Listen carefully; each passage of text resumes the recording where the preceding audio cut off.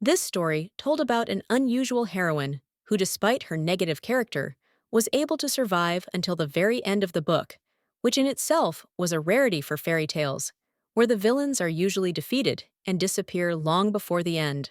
The girl blessed by fate had hair as white as freshly fallen snow and eyes of a scarlet hue, which made her a real beauty, captivating everyone who dared to look at her bright, attractive appearance. The time traveler woke up in the body of a tiny baby, still a child lying in a cozy crib. And for a long time, she could not believe that she had somehow miraculously turned into one of the characters from a book she knew. From a grown woman of 20, she suddenly turned into an 8-year-old girl from a noble aristocratic family whose background implied refinement luxury and a carefree existence completely different from her previous life. At first, it seemed to her like a real blessing, especially when she carefully examined her new appearance in a large mirror. The graceful features of her face, refined manners, and fresh youth of her appearance inspired admiration. The girl did not feel the need for anything. The table was full of delicious dishes. She could try any food she dreamed of, and enjoyed the fact that her life now resembled a fairy tale embodied in reality. She lived in a luxurious house where every detail from exquisite furniture to decorative ornaments emphasized the wealth and refined taste of its owners. But this external beauty did not bring her complete peace. However, quite soon, she began to feel uncomfortable, because beyond this wealth, she was surrounded by monotonous gray buildings, a dull landscape, and a cold wind that brought a feeling of loneliness and emptiness. The ending of this story was far from happy. An open book with a pen lying on its page reminded us that even the most fabulous dreams sometimes end completely differently than we would like. The main character found happiness by linking her fate with her beloved, whom she married, and spent many years in harmony and joy, enjoying every moment of their life together, full of love, warmth, and mutual understanding. At the same time, Siren, surrounded by the darkness of loneliness, sat in a high tower, clutching a dying man to her, her eyes full of sadness, and her heart breaking with pain for the one she perhaps loved the most. This handsome man was called Aegis Acernia, and his mortally wounded appearance made the scene especially tragic. It was unbearable for the lady to see how the life slowly left his body, leaving her with a feeling of hopelessness and loss. This man, despite growing up in a wealthy, aristocratic family and bearing the title of Duke, lived his entire life in sorrow and hardship, as if wealth and high status could not heal him from deep inner grief. There were rumors among the nobles that their family had once been blessed by the goddess of fortune herself, granting them not only wealth, but also a rare favor of fate that distinguished them from other noble families of the empire. However, soon, the old duke, known for his kind nature and bright smile that warmed those around him, passed away, leaving behind warm memories, but also a void that could not be filled. After his death, everything changed. It seemed that the goddess of fortune had turned away from their family, and a series of misfortunes, troubles and falls began to rapidly fall upon the once prosperous house, which could no longer return to its former glory. Gradually, the family's affairs began to deteriorate. Their once thriving business was on the verge of decline, and their money reserves were running out every day, leaving fewer and fewer opportunities to restore their former prosperity. A gold ring glittered on the Duchess's hand. Her fingers stretched forward, as if she were trying to convey her despair to someone, or perhaps lift the invisible curse that was weighing on their family. Despite the financial crisis, the Duke's family continued to live a lavish lifestyle without taking into account their expenses, and this disregard for reality became a fatal mistake that turned into a real disaster for them. The final tragedy was the fate of the merchant ships they had sent out to sea, but which were unable to escape a devastating typhoon. The ships sank along with all their cargo, finally undermining the last of their financial position. Following this tragedy, an article appeared in the local newspaper stating that the Duke of Acernia had also perished along with the sunken ships, his life cut short as suddenly as the good fortune that had once accompanied his family. At this turning point, the Marchioness of Melfort appeared on the scene, extending her gracious helping hand to the Duke's orphaned family, but her sly smile and look betrayed the hidden motives behind her apparent generosity. The Marchioness, possessing striking beauty and a keen mind, offered her help, but on a condition that seemed almost impossible. In exchange for support, the family had to give her the duke's heir. Once a proud and principled aristocrat, he would never have accepted such a humiliating offer. But now, in a desperate situation, he signed the contract without hesitation, fully aware of the price he would have to pay. The girl enthusiastically read the sequel to the book, which described how the insidious Marchioness of Melfort immediately began to manipulate the mind of the heir handed over to her, gradually instilling her ideas in him and imperceptibly turning him into a tool for the implementation of her ambitious plans.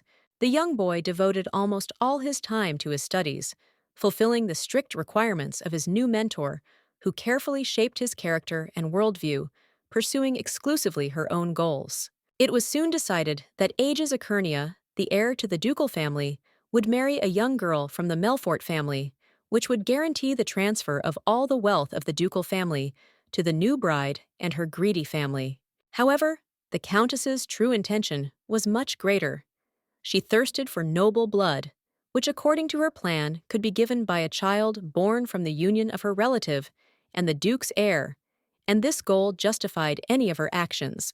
Aegis was blessed with a rare and extraordinary talent in magic that set him apart from most other mages. His abilities not only surprised, but also delighted, placing him on a pedestal among sorcerers. This young man possessed such incredible power that in the art of witchcraft there was no one who could compare with him, and his power remained unquestioned even among the most experienced magicians. The Countess, greedy for power and authority, sought to possess what was unavailable to most, the magical power and influence that the heir could provide her with, and this is what prompted her to decide to seize him. A selfish aristocrat, full of a thirst for control, decided to steal the heir and brainwash him into becoming her obedient tool, unaware of the betrayal she had been planning from the very beginning. She literally chained him, forcing him not to think about any other options, but only to obey her will, creating a vicious circle from which there was no way out for his will and freedom. Siren used her husband, manipulating him at her discretion, and he, like a faithful dog, carried out all her orders, not daring to question or resist her power, living in a world where his desires and freedom were subordinated to her goals. The main character, Juliana, was the epitome of beauty and strength. Her golden hair, like the sun's rays, sparkled against the backdrop of her magical power, which she used with determination and skill worthy of the greatest magicians. Juliana quickly realized that Aegis had been subjected to severe brainwashing as her hand touched him, and she felt his mind becoming more and more alien to his true will. The lady lifted the veil from his eyes, revealing the truth to him, and after that she carefully looked after the poor Duke, who, ignorant of his past, sought help in what remained of his soul. One day, Aegis disappeared, went into the dark forest, swallowed by its gloom, where no man could find him. He dissolved into its depths, as if trying to escape from everything that connected him to the past, to what had once been his life. But soon he returned, walking confidently and firmly, and appeared before the one who had destroyed his life without hesitation, like a man determined to break free from the chains that her hand had laid upon his fate. He stopped in front of her, in front of the mysterious beauty with white hair, who was looking thoughtfully out the window, as if she felt that the moment of this meeting was inevitably approaching. Siren, upon learning that her husband had finally gotten out of control, couldn't help but let out a sarcastic laugh, smirking at his weakness, and then, without a shred of regret, pulled out her blade and instantly ended his life. The boy, aware of his fate and not wanting to resist the inevitable, calmly accepted the tip of the blade extended to him by his wife's hand, and peacefully closed his eyes, ready to meet his death in her hands, as if gaining freedom. With a great sense of loss and disappointment, the girl raised her head with difficulty, her gaze directed upward as if searching for an answer to the question that her life should not become part of a repeating cycle of pain and sadness. Her gentle hand lay on the page of the book, as if trying to find comfort in the words she had read, but thoughts about her future husband, who might become her support and protection in this cruel world, did not leave her heart. The little girl stood turning towards the loud voice that called upon them to bring the guest at once, since the time of waiting had long since come to an end, and her presence had become unbearably necessary. It turned out that the boy had grabbed his girlfriend's hem tightly, and with despair and tears in his eyes, was begging her not to leave him, not to abandon him at that moment when his heart was filled with fear. With an evil smile, clearly pleased with her victory, the Countess watched what was happening, feeling complete satisfaction that she had managed to subjugate the will of the young Duke, turning him into her toy. Tears kept flowing from the boy's eyes. He felt bad and scared, pain squeezed his chest, and inside there was an emptiness that no look or word could fill, only the bitterness of loss. The noblewoman categorically ordered Siren to immediately bring to her that bad boy who dared to disobey her instructions, and now, in her opinion, he was obliged to be punished for his insolence. This influential woman was so powerful that everyone around her was afraid to even utter a word against her, knowing that she would not tolerate objections and would always get her way. With the speed worthy of a true aristocrat, the Countess got rid of other claimants to the inheritance, and without hesitation took the place of the head of the family, confidently and easily establishing her power. The youth, continuing to beg his friend with despair in his voice, asked her not to give him into the hands of this evil lady, hoping for her protection. Although in his eyes there was no longer any confidence that she could help him, the girl, with a slight regret in her voice, only said that it was high time for the guy to give up, because she understood that there was little she could do for him in this cruel world where strength often turns out to be more important than will. In a rude and mocking tone, the woman said that her daughter had too kind a heart, as if it were her weakness, and she could not understand true cruelty, which did not stop her from manipulating everyone around her. The boy continued to cry. His face remained so beautiful and sad, but no one except his friend showed pity for him, and he felt his world crumbling and the only stronghold of kindness disappearing. The Countess took a step forward. Her cold gaze and confident gait betrayed a true sadist who enjoyed the suffering of others, ready to enjoy every moment when others fell before her will. That is why the strict lady surrounded herself with people who were as cruel as she was, people who served her faithfully and without question, sharing her views on strength and submission. The little girl said plaintively that her friend was not feeling well at the moment and suggested postponing the punishment until another time, but her words sounded like an empty formality, hiding the real cruelty that she planned to use later. The boy was subjected to cruel brainwashing, during which the first instruction implanted in his mind was that he should become a submissive and uncomplaining servant of the Countess's family, losing his will and independence. In addition, he was instilled with another attitude. He had to madly love his girlfriend, the Countess's daughter, named Siren, subordinating all his feelings and thoughts to her, completely forgetting about common sense and his true desires. All this took place in the Room of Illusions, a place specially created to manipulate other people's minds, where the Duke's son came every week, being completely subject to control and alteration of his perception. The young man, being in this nightmarish place, saw hallucinations, and no matter how much he asked for help, no one responded, leaving him alone with his own horror, which only intensified with each passing day. A hand suddenly grabbed the boy by the wrist as he desperately tried to break free, striving for freedom.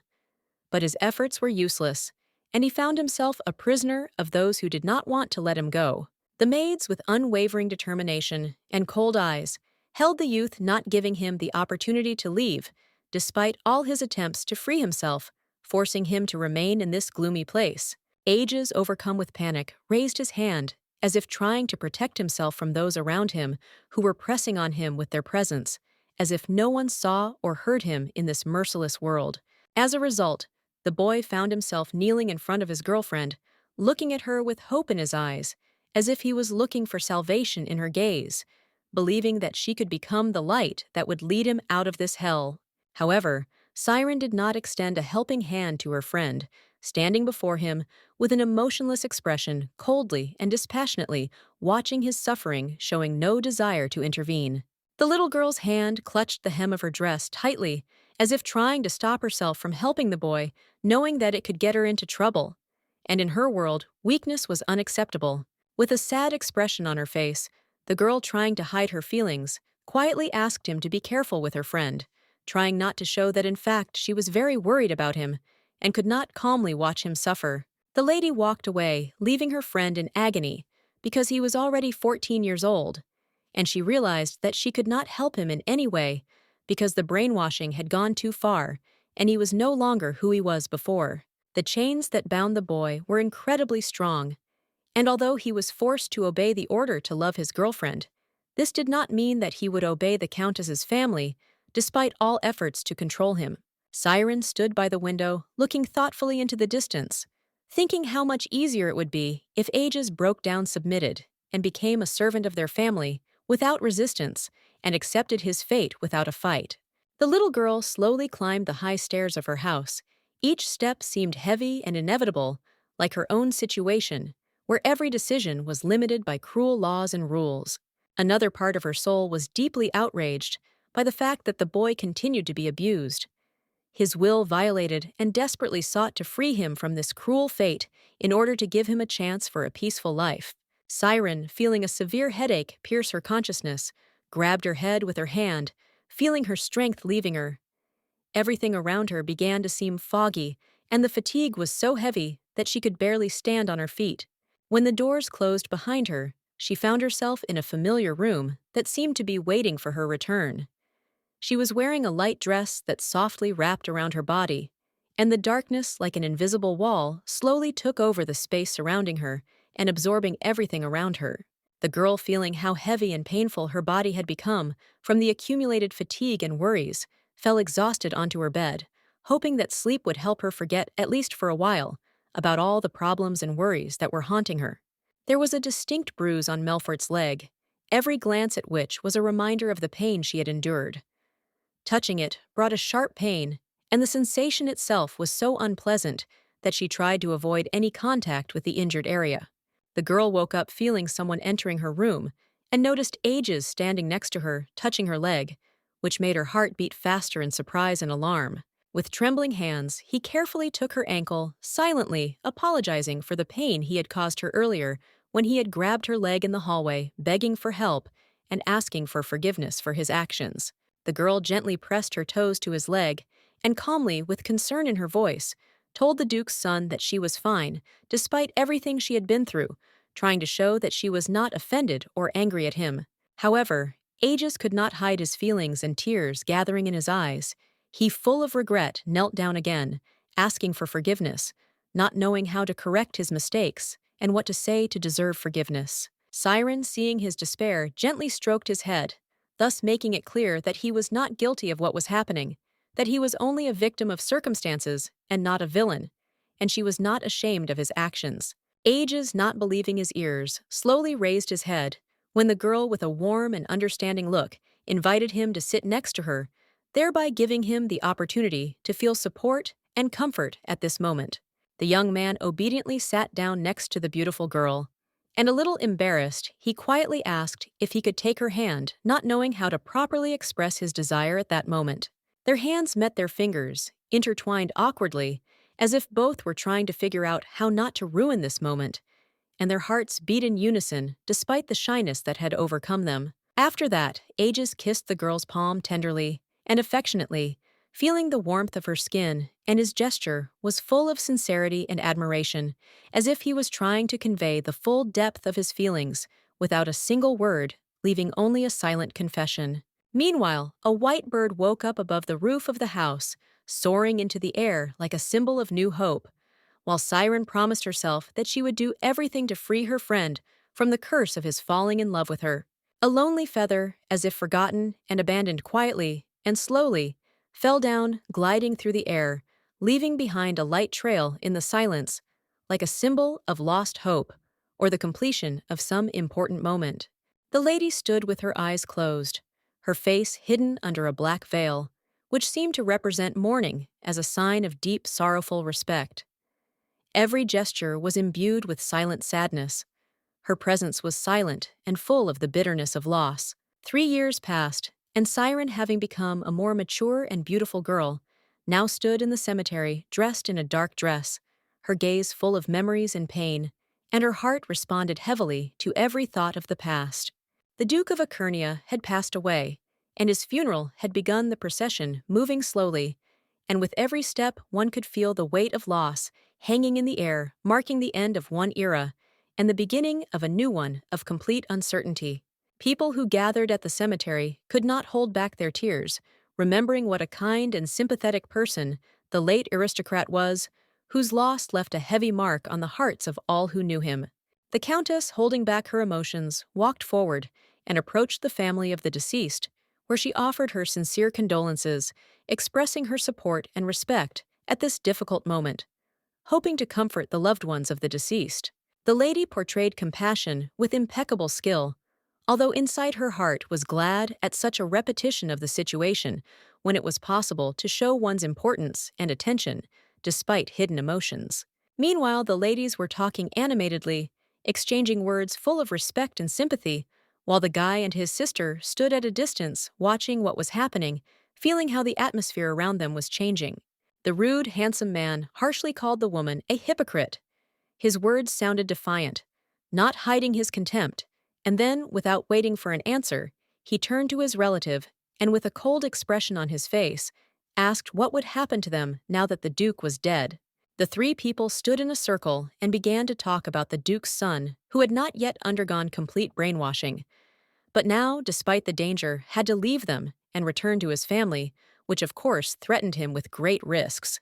Karen turned to his interlocutor and confidently said that everything would be fine, because ages like a faithful dog followed their little sister, carrying out her instructions and always ready to protect her without doubting his actions. Suddenly, the girl raised her hand and pointed her finger forward, as if showing the way or hinting at some important decision that had been made, but was still unclear to the other participants in the conversation. The young man standing by his father's coffin froze in awkwardness, feeling how sadness and uncertainty overwhelmed him.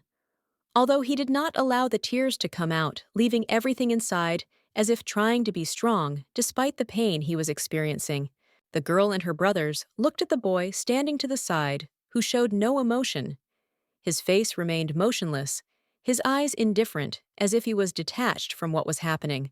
Yet strangely, the ends of the Duke's son's hair turned white, as if it were an invisible sign or harbinger of changes that no one knew about yet, but which were already beginning to be felt, creating a feeling of inevitability and anxious uneasiness. One of the boys hurried up to the young nobleman and, carefully covering him with his cloak, told him that it was normal to cry at a funeral, that expressing his pain and bitterness at that moment was completely natural and dignified, despite his attempts to remain restrained. From the outside, it seemed that the Countess's family treated her adopted son warmly, and harmony reigned between them. Everyone behaved with restraint and kindness, as if they had long since become one close-knit family, supporting each other in any situation. After the boy brought his friend to their company, everyone breathed a sigh of relief because the disguise was almost blown, and they only narrowly escaped exposure, realizing how close they were to everything falling apart.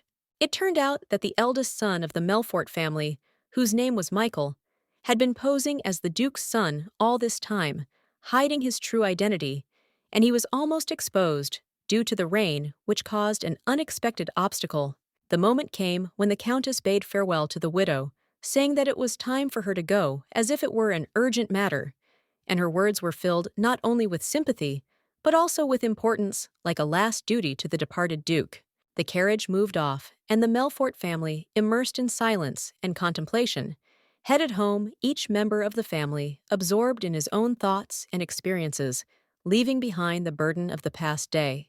Ages, dressed in a new white dress and breathing heavily with excitement, anxiously asked where Ages was at that moment, unable to understand where the young man could be and what was happening to him at that difficult and uncertain moment.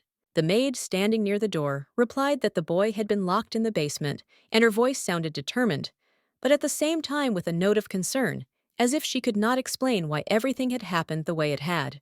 The beauty, descending the stairs with a rapidly beating heart, was afraid that the young man who had been in the room of illusions for a long time could do something terrible that would lead to irreparable consequences, and she could not allow this.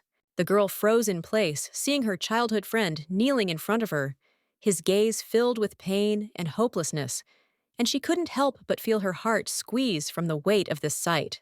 The young man, noticing his beloved, reached forward, but his movements were limited because he was tied up, and his mouth tightly closed with tape did not allow him to utter a word, leaving him in a state of silent pleading. When the girl with tears in her eyes helped remove the gag from his mouth, Ages, barely holding back his emotions, whispered the name of his beloved, as if it was the only word that could convey all his pain and gratitude for saving him. He collapsed into her arms, completely exhausted, no longer able to kneel. His body was exhausted, and mental anguish was pressing on him, depriving him of all strength and will to resist. The girl, with desperate anxiety in her eyes, realized that the magical shackles had really weakened the guy, but she didn't know how to help him in this situation, and feeling her helplessness, she hugged her childhood friend, not wanting to let him go. The key to the shackles was always in the pocket of the Countess, who, being evil and treacherous, held this power in her hands. And this was the only way to free the young man from his painful state. Suddenly, there was a deafening crack, and the handcuffs, as if under the influence of invisible magic, cracked and broke, splitting into pieces, which left the girl in complete amazement, unable to understand how this was possible. She stared at her interlocutor in surprise, trying to understand how he could have freed himself, because despite the lack of magical powers, he somehow managed to get rid of the bonds, which seemed impossible, and made her doubt his true nature. The man hugged his beloved tightly, and at that moment nothing could come between them. Their hearts seemed to beat in unison, and they knew that together they could overcome any difficulties. The noblewoman quietly called out to the boy, who was holding her tightly in his arms.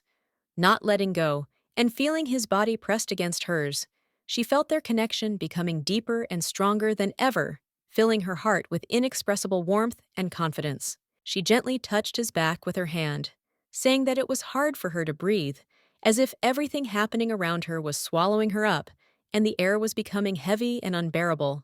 When Ages was younger, after being brainwashed, he was unable to come to his senses for a long time, lying in bed, overcome by nightmares that would not let him go, leaving his soul captive to fear and pain. Siren sat next to him the whole time, never taking her eyes off her friend, holding his hand tightly and whispering soothing words, assuring him that everything would be fine, despite the severity of what was happening. Their hands were joined, and the little girl, filled with anxiety, kept a restless eye on her friend, who lay unconscious, not knowing what would happen next, and how to help him return. Finally, after much torment and emotional distress, Ages came to his senses, and with difficulty moving away from his beloved, they silently met each other's eyes, trying to understand each other in this oppressive silence that reigned between them. Blushing to the roots of his hair, the Duke's son, with inexpressible pain in his voice, asked where his lady was, why she had left him, because he loved her so much, and now he could not understand what had caused her disappearance, leaving him in emptiness. From above, as if tired of life, a white flower fell to the ground, its petals slowly falling as a symbol of the fragility and vulnerability of all things. With each fall, it reminded us how easily what is dear to us is lost. Looking away, Siren, with a slight sadness in her eyes, decided to hide the truth and not tell her friend that she had just been to his father's funeral. Instead, she lied, saying that she had just decided to take a walk down the street, leaving everything inside. The nobleman's wrists were bandaged, and the girl, noticing this, asked with concern how his wounds were doing, not hiding the anxiety she felt for his condition and health. The guy, quickly hiding his hands, hurried to reassure her, saying that everything was fine, but sweat was running down his face, revealing his anxiety despite his attempts to hide the pain. Gently took his hand, and with a soft smile said that she would help him change the bandages that were soaked with blood, showing care and tenderness, ready to support him in any situation. From that moment on, Ages began to treat his lady with much more respect, no longer allowing himself to cry, and not refusing brainwashing sessions, realizing the importance of it for their relationship and for himself. The guy, as if broken into pieces, stood in front of her with an empty look that spoke of his blind submission, as if he was completely losing his personality and was absorbed in everything that was happening. The girl, with slight surprise, asked him not to hurt himself anymore, but was surprised by his answer, in which he said that everything depended on how often she would pay attention to the nobleman, as if this was a condition for his condition. With a sad smile and regretful eyes, Ages admitted that Siren had been neglecting him a lot lately, and he felt abandoned, which echoed in his words like barely suppressed pain. Once the girl changed the bandages on the handsome man's wrists, the blood no longer seeped out, and the wounds were neatly bandaged, leaving his body safe and more protected from further damage. Aegis no longer submitted to anyone but his lover, and although still affected by his past, he stopped resisting the brainwashing sessions, realizing that it was part of his path. The boy watched the insects and nature with an empty gaze, not experiencing any emotions, as if everything around him had become meaningless and his soul was consumed by indifference. Tired of seeing her childhood friend suffer, Siren finally takes a step to help him, hoping that maybe she can reverse his condition and bring him back to life. When the lady told him that he had to return to Akernia's house for a while, Aegis did not respond with joy. There was sadness in his eyes, and he asked doubtfully if he had lost his favor in the eyes of his beloved, who in his opinion might drive him away. With a scary smile on his face, the boy said cruelly that they locked him here, brainwashed him, and now that he was no longer needed, they wanted to throw him away like unnecessary trash, leaving him alone with the pain. In the end, he admitted that he tried to take his own life, because in the last illusion, Siren turned away from him and walked away, leaving him in excruciating loneliness. He felt his soul crumbling and hope disappearing until he was left alone with emptiness. The hand that Aegis had clenched into a fist could not stop trembling, but the girl gently stroked his fingers, trying to comfort him, showing that she was there, ready to help and support, despite his internal torment and despair. Having calmly listened to the handsome man's request that she not leave him, because she was the meaning of life for the Duke's son, Siren felt how important it was for him to maintain this connection and not let her go despite all the worries. Aegis expressed his deep fear of losing his mistress, to which Siren, with restraint and confidence, reminded him that only she had the power to decide what would happen to him and to command him no matter how much he wished otherwise. Gently, but with a slight sternness, the noblewoman began to stroke her companion's cheek, feeling his nerves tense, and asked him to prove his worth if he really did not want to be thrown away like unnecessary cargo. If Aegis officially becomes the head of the family, then only prosperity and wealth awaits him, provided that he does not stand still and does not give in to difficulties, because Melfort needs a strong and decisive leader. The noblewoman decided to give him 3 years to prove that he was truly worthy of her, and during this time, she was determined to find a way to free the poor Duke despite all the obstacles that would stand in the way. With a maniacal, almost frightening smile, Aegis smugly whispered that he would definitely prove his worth, and then Siren would stay with him forever, without any doubts, because only he would be worthy of her.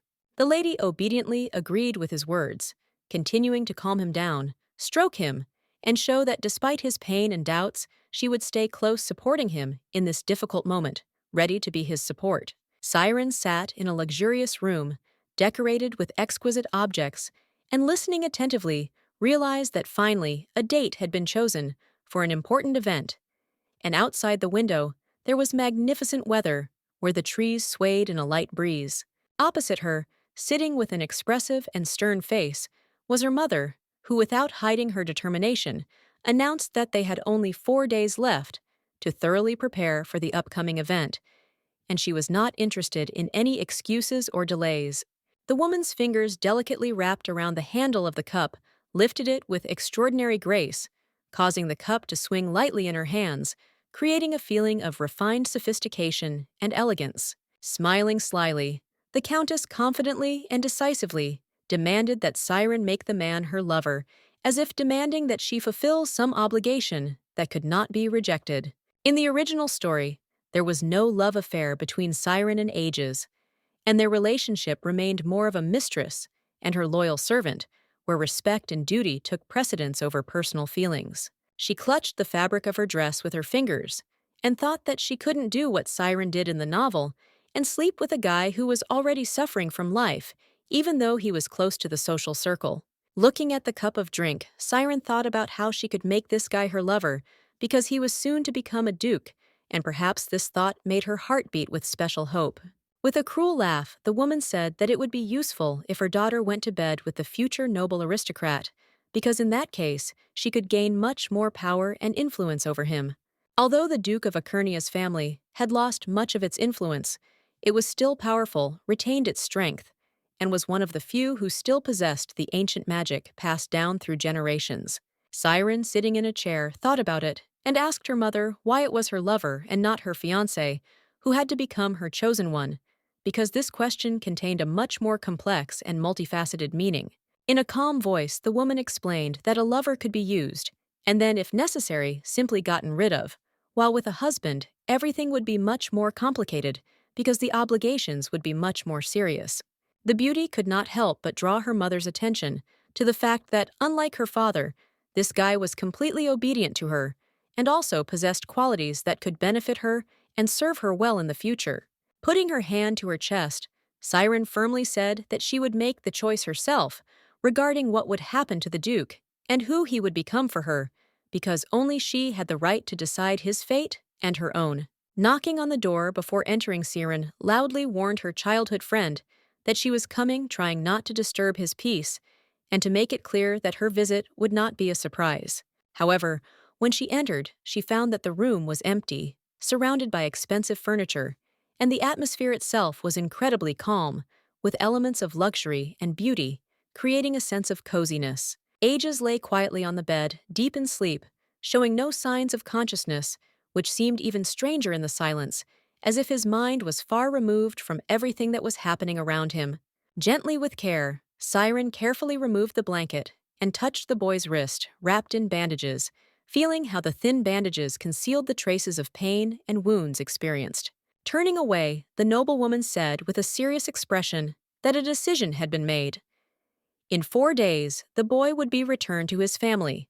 For the future Duke, this was sad news, because he had to part with his beloved, which broke his heart. The girl raised her head, realizing that she had to tell the boy about his father's death.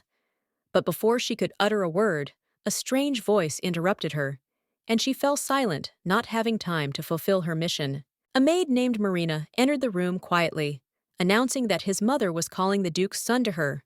But despite her words, the reason for the call remained unclear, and the woman never explained what exactly she wanted to tell him. Obediently got out of bed, without asking questions, headed towards the door, taking hold of the door handle, and after taking a few steps, was ready to carry out the order, not even knowing what awaited him beyond the threshold. Siren quickly jumped out of bed and wasted no time in following him, striding across the cold floor, her mind fully focused on what was about to happen next. Together, as a couple who had decided to take this step, they went down to the torture cellar, where they were met by the evil countess, clearly surprised that her daughter had come with the Duke's son, which was unusual and even dangerous. The tyrant woman removed her glove with a cold and confident movement, and then extended her hand towards the old candle that was emitting hallucinatory smoke, and her face took on an ominous confidence. The dark purple incense candle burning in the dim light looked terrifying. Its flame seemed to show real nightmares, absorbing the space around and filling the air with ominous energy. Disappointed Siren opened her eyes when she smelled the candle and immediately realized that the Countess had doubled the dose, making the hallucinations much stronger, which only increased her anxiety and worry about the future.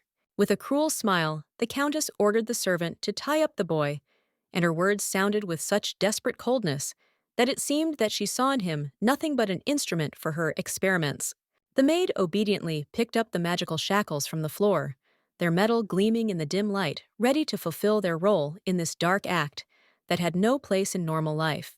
Aegis, who had not yet recovered from the previous session, could hardly realize that such a dose of incense would most likely lead to serious consequences, and his mind could be completely broken, swallowed up by the abyss of hallucinations. The Countess, standing in front, turned to her daughter with cold surprise, asking her how she could want to stay and watch the Duke's son suffer, as if not noticing the horror that it would bring. Suddenly, the girl stood right in front of her childhood friend, with a slight mockery on her face and pretending to be cruel-eyed, saying that Aegis had already become an obedient dog, completely submissive to her will, which caused a strange satisfaction. The woman, suddenly extending her hand forward, with a confident gesture, offered to test how well the aristocrat obeyed his mistress. Confident that her words could convince everyone of how much he had now lost his independence. Raising her head, Siren asked the handsome man with a cold gaze if he would resist her, his beloved trying to understand how ready he was to submit to her will and follow her desires. In response, Aegis silently kissed his mistress's hand, expressing not only consent, but also complete submission, demonstrating that he was ready to carry out her orders without the slightest hesitation.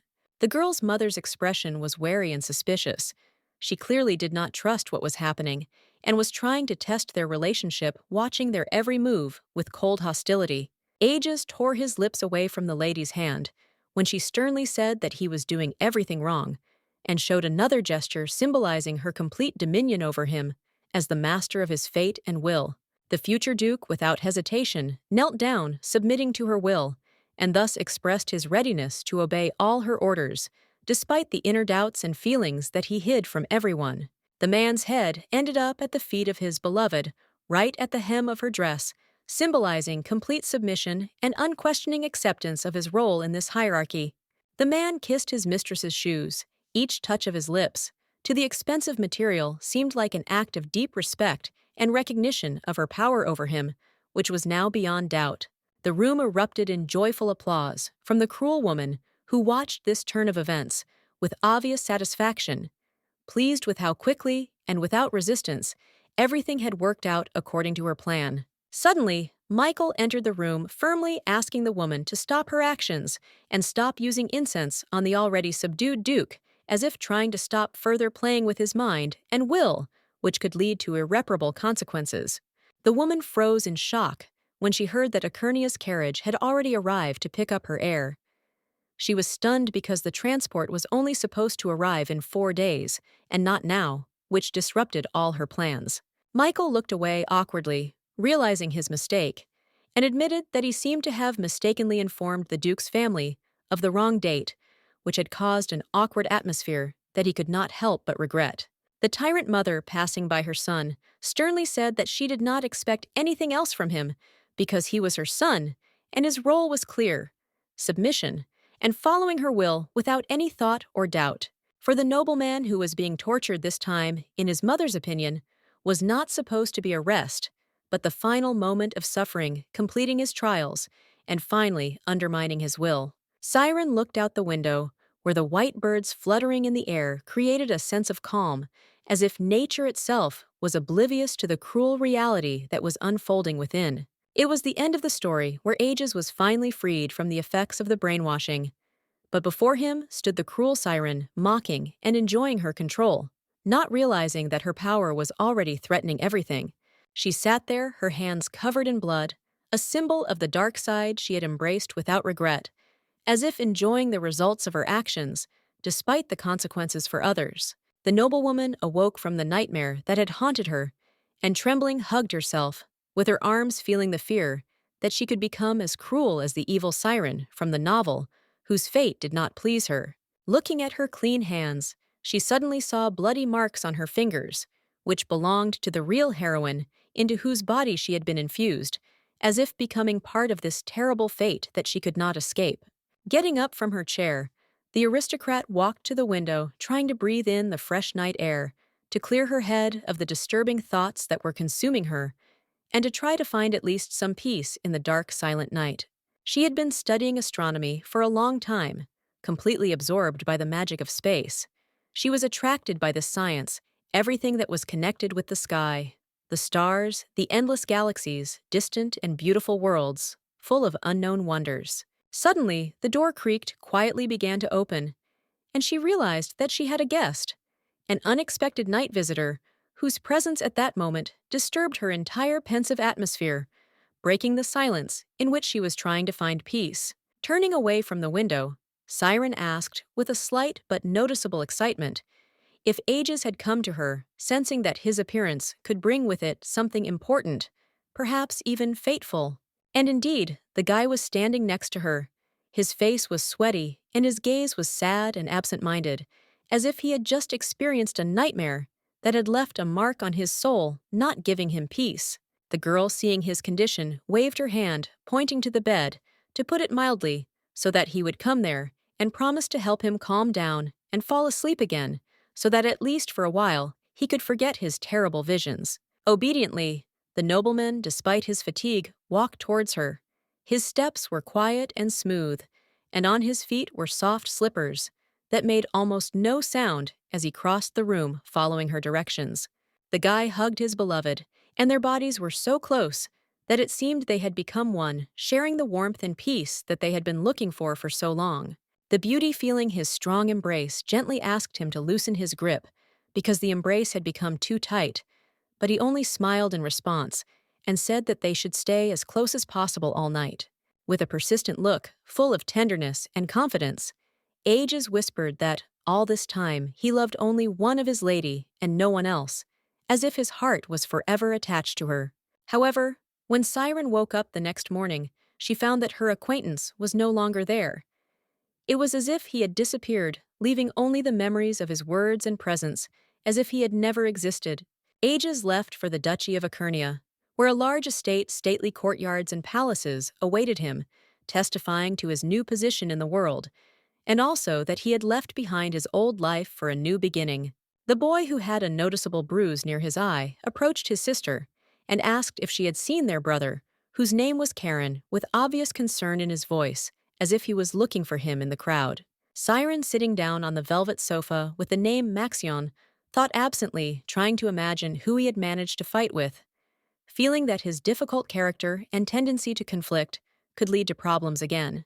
The girl, without showing any emotion on her face, quietly asked what happened between the twins, and what was the reason for their quarrel, as if it did not bother her much, but she still expected an explanation, trying to understand the situation. It turned out that this morning, Caron, unable to restrain himself, threw the gauntlet at the back of the future duke, who was already about to leave, as if the throw was not only a challenge, but also a gesture full of contempt and anger. Since today was a completely inappropriate day for such a situation, Maxion tried his best to stop his irritated and disobedient brother, realizing that his aggression could lead to serious consequences. Ultimately, the guy, despite his good intentions, received a painful black eye for his unsuccessful attempt to intervene in the conflict, which only added to the unpleasant consequences and complicated the situation. Throwing down the glove has always symbolized a challenge to a duel, a sword fight in which the participants had to prove their courage, willpower, and skill, sometimes putting at stake not only honor, but also life. Caron often challenged the boy they had adopted into the family with the hope of winning, believing that luck would be on his side this time. But he was never able to gain the upper hand, despite his fury and determination in the fights. But what is even more unfortunate is that Ages always won without striking back, as he could not harm anyone from the Melfort family, even if the situation required it maintaining his inner kindness. Trying to hide his bruise with his hand, Maxion calmly said that the reason for Caryun's anger in the morning was his dissatisfaction and irritation that had accumulated overnight, and he could hardly contain his emotions starting the day in such a mood. The reason the guy was so angry was because Ages was leaving his sister's room after a night out, which could only mean one thing. Something had happened between them that had greatly affected his mood and future actions. Maxion let out a tired sigh and warned his sister that he would go to the garden to find their brother, hoping that at least there he would be able to talk to him and understand what was really going on, as the situation was becoming more and more alarming. On this day, Ages looked like a completely different person. His new hairstyle, elegant clothes, and stylish appearance created the image of a handsome aristocrat, but his gaze remained empty, as before, reflecting inner emptiness and alienation. The noblewoman could not take her eyes off the new appearance of her childhood friend, who was now so irresistible that even she could not help but admit his attractiveness, despite everything that was happening around her. The nobleman bowed his head respectfully, and with a slight hint of emotion, asked Siren to extend her left hand to him for a moment, which was a gesture of respect, and at the same time a sign of his deep respect for her person and dignity. The brothers standing behind were angry and quarreling, because the duke's son had clearly begun to pay attention to their sister, which did not suit them at all, and they could not calmly watch such signs of interest in their own sister. The charming lady gracefully extended her gentle hand to this charming, handsome man, allowing him to carefully hold her palm, as if it were the moment when their destinies were intertwined in one enchanting instant. Ages, in a soft but firm tone, told her not to try to take her hand away, because he was not going to let it go. Then, as if to confirm his words, he leaned down and gently gave her a kiss full of sensuality and passion, Unexpectedly, at some point, he looked at her hand from afar, and playing with her finger, lightly bit one of them, adding elements of play and unexpected provocative attention to this gesture which caused her slight surprise. Siren, feeling the sharp pain and surprise from his unexpected action, winced, her face distorted for a moment from a combination of unexpected emotions, as if she could not immediately understand how to react to such insolence. With a mysterious smile on his lips, Ages, looking into her eyes, explained that this bite was a kind of symbol replacing the ring, and that in this way he showed no one would dare to steal her in his absence, because she already belonged only to him. Their fingers were gently joined, and at that moment, Siren, with a slight smile on her face, suddenly said that there was no need for this, for their hearts had long since found each other and did not require additional gestures. A red carriage with golden elements, decorated with black patterns and lanterns on the sides, was already standing at the palace, waiting for its owner to return him home, where he could rest after a busy day and find peace again. Ages, standing by the window, carefully watched his beloved, realizing that his long journey would soon begin, and this meeting would perhaps be the last for a long time, because ahead of them was their separation, which stretched into endless distances. The carriage wheels moved smoothly, and the vehicle moved forward with grace and confident movement, leaving the palace grounds, leaving behind only the sounds of receding footsteps and memories of the journey experienced. 3 years flew by in an instant, and all this time, Siren prayed tirelessly, spending hours in silence, sincerely asking the higher powers for well-being and good luck for the Duke, because his fate was so dear to her. She sat on her knees, absorbed in her thoughts and prayers, and whispered a sincere petition for a long, prosperous journey for the one who had become closer to her than anyone else, praying for his health and prosperity. Siren became more beautiful every day, as if an inner light filled her soul, and her physical beauty only enhanced her radiant charm, and she often went to church to be closer to God. The birds, spreading their wings, suddenly flew into the sky from the small chapel, as if symbolizing the prayers that reached the heavens, taking with them all the experiences, hopes, and aspirations, bringing only a bright future. The girl, standing in front of the noblewoman, with shining eyes and joy in her voice, announced that she had collected all the money donated by the lady and sent it to charity, helping those in need, making her contribution to the common good. It was Juliana, the main character of the novel, who gratefully accepted this gesture from the lady, highly appreciating her good deeds and generosity, because it was such actions that could help many people, giving them hope and support. Siren laughed merrily, and with a smile said that all the credit for this action belongs to her interlocutor, who with a big heart and kindness took part in such an important matter. The Holy Virgin, slightly embarrassed by such words, modestly replied that this was their common achievement, because they both worked in a single impulse, doing good and helping those who needed their support and care. It was precisely because the main character stood before her that Siren decided to portray complete piety and faith in God, striving to establish a strong relationship between them and create an atmosphere of trust and mutual understanding. However, Siren was deeply worried because she had not yet decided to ask for help for the Duke, fearing that the Holy Virgin would not understand her true intentions and would be frightened, doubting her request. If the reputation of the evil Countess suffers, then of course this will also affect her brothers, because the fate of each member of the family is closely connected with the general public opinion, and each of them will bear the burden of consequences for the actions of the other. Siren extended her hand forward, and with determination and calmness said that she had only done her duty, acting as a true believer in God, for there was no other way for her but to act in accordance with high morality and faith. The Holy Virgin was very pleased with this answer, sensing the sincerity and piety in Siren's words, and with a slight smile, suggested that after their next meeting, she would definitely go with her to the temple to offer prayers together and strengthen their faith. Siren gratefully accepted the invitation, and with a smile thanked her interlocutor, promising to look forward to their next meeting when they could share the joy of joint prayer. Juliana, before parting with her friend, in faith, warmly announced that, as soon as the beauty returned, she would immediately be brought to the chambers of the Holy Virgin, and then they would go to the temple together to further strengthen their spiritual connection. Watching her friend leave, Juliana thought about how good and virtuous she was, unaware of the hidden feelings and motives of the mysterious lady who clearly had her own plans and goals.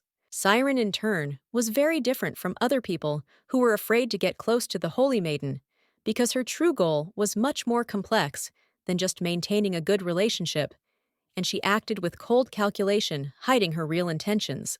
With determination and dignity, Siren walked past the maid, who happily welcomed the lady home, and then the noblewoman announced that she would be heading to the library to spend some time reading, immersing herself in the world of books. Thousands of books, neatly arranged on the shelves, created an atmosphere of coziness and silence, where each volume told its own story, waiting to be opened and unraveled. For Siren, it was a world of knowledge in which she felt at home. All this time, Siren tried to learn as much as she could about the palm and flower that her mother used to cause the Duke's hallucinations. She sought to understand the magic behind these objects, hoping to find answers to her questions. That Ages was able to endure so many sessions without losing his mind was a true miracle, because even the most resilient minds could succumb to the influence. But the Duke proved to be unusually strong in spirit, withstanding all the tests that fate placed upon him. While searching for the right book, the lady wondered who would have thought of using incense as a means of brainwashing, because such an approach seemed very unusual and incomprehensible, but perhaps it had its own secret advantages. After a long search, she finally managed to find the book she needed, but the text was written in a foreign language, which caused her some concern, because she was not sure of her ability to understand it. The girl began to study the book. The process turned out to be long and tedious. Reading required attention and patience, but she was sure that it would help to find a suitable remedy for the Duke's treatment, despite all the difficulties. The blue sky outside the window gradually turned pink, signaling the arrival of evening time, and the soft light of the fading day filled the air with a special silence and tranquility, creating an atmosphere of transition to night. Michael stood leaning against the wall, attracting his sister's attention. His gaze filled with some deep thought, and he seemed to be waiting for at least some kind of response from her, hoping for her understanding.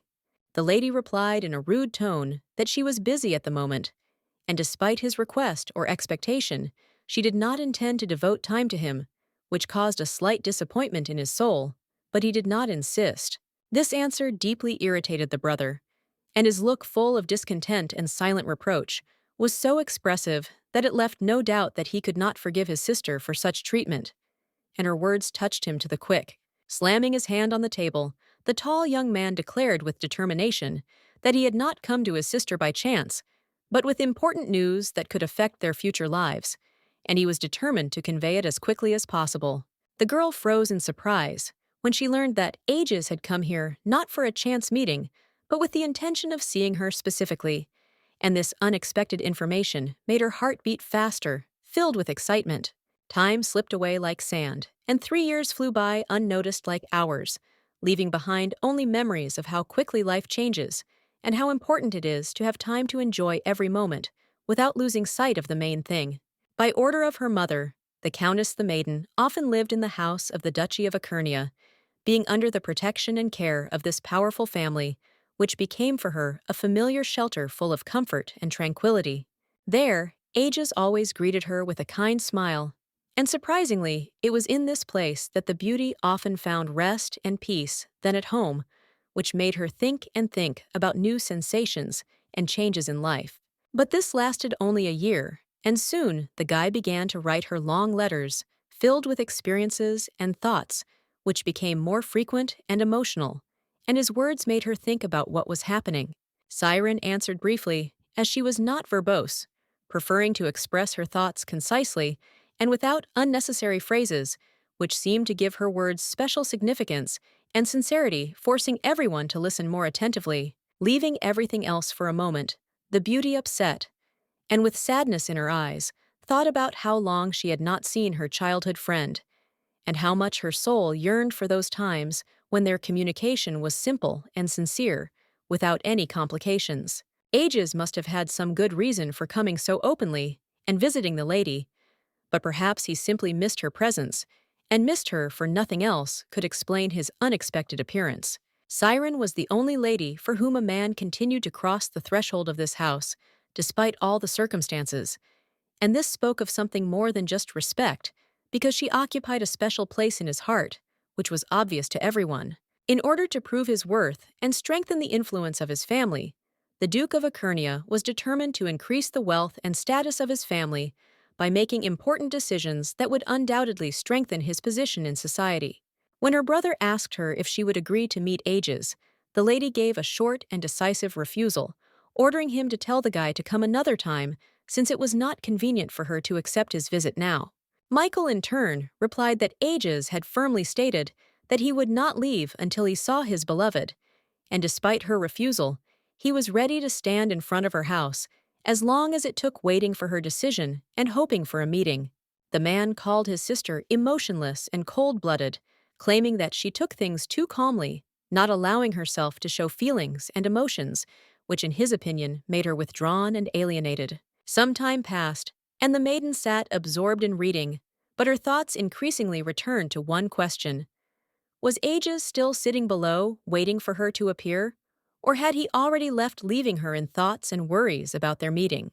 The letters floated before her eyes, and the maiden felt that the moment had come for a break to give rest to her tired eyes, and to the thoughts that were absorbing her too much. She decided to get up and take a little walk to refresh her thoughts. The noblewoman stood up and decided to go out to rest, get some fresh air and a change of scenery, as she felt that she needed a little time to come to her senses and bring clarity back to her thoughts, which were losing their clarity. Suddenly, on the way to her chambers, the beauty stopped. Her heart slightly sank, and she thought about the possibility that Aegis still had not left and continued to wait for her, despite her silence and refusal, and this made her think about her feelings. The aristocrat stood before the closed doors, her gaze fixed forward, but her thoughts were racing through her head, giving her no peace. She wondered what awaited her behind those doors, how her decision could change everything, and whether she was ready to accept the consequences. The lady went outside to check her guess, and seeing that it was correct, she froze, blushing from surprise and excitement, not believing her eyes, but feeling her heart beat faster. There, under the light of the street lamps, the Duke was already waiting for her, with a smile on his face full of joy and impatience, to see her after a long separation, and his look said a lot. He was happy to meet her again. The faces of the young couple gradually approached, and there were only a few centimeters between them. The air was filled with tension that could not go unnoticed, as if everything around froze in anticipation of their next step. Aegis, feeling the piercing cold outside without further thought, began to take off his fur coat, realizing that he must first take care of her comfort immediately to protect her from the harsh weather conditions. He carefully threw a warm cloak over his companion's shoulders, trying to protect her from the piercing cold, which was becoming more noticeable with each passing moment, and his heart filled with warmth from the realization that he could be her support at this moment. The man added that his desire to see his beloved was so strong that he could not restrain himself, and came to her despite any obstacles and difficulties, ready to meet her right now. Suddenly, as if by some invisible force, the beauty gently placed her hand on the guy's cheek, and this touch was so gentle that he felt its warmth, as if the world around him had disappeared, leaving only this momentary moment. Quietly, and with a little regret, Siren said that now that Aegis had seen her, it was time to part, and he, no matter how hard it was, had to leave so as not to upset the careful balance that had existed between them until that moment.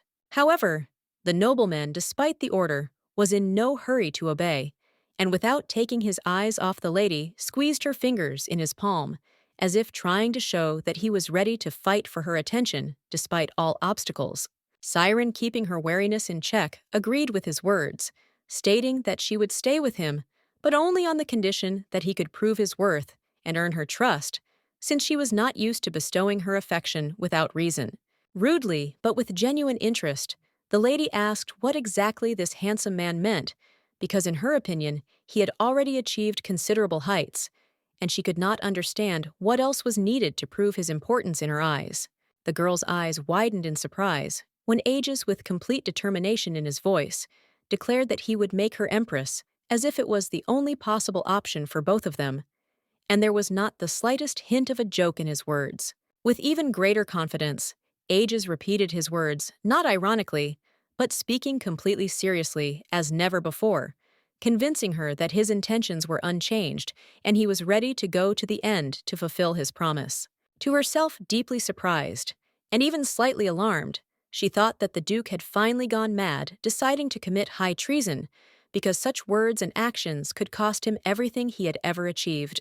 It was obvious to the aristocrat that the idea of becoming a ruler did not appeal to his beloved, and he noticed how she looked at him with anxiety and doubt, as if her heart could not accept such a future full of uncertainty. On the day Aegis left, the lady never had time to tell him the sad news of his father's death, and as a symbol of this loss, the white flowers in the vase fell filling the room with heavy silence and unspoken grief. Siren asked in surprise if the guy really intended to destroy this country without realizing all the consequences of his decisions, because in her opinion, such actions could lead to a catastrophe for the entire state. With a smile that brought a slight blush to his cheeks, Aegis replied that he really didn't care. He was prepared to destroy the empire, and even his own duchy of Achernia, if it served his purposes without hesitating for a moment.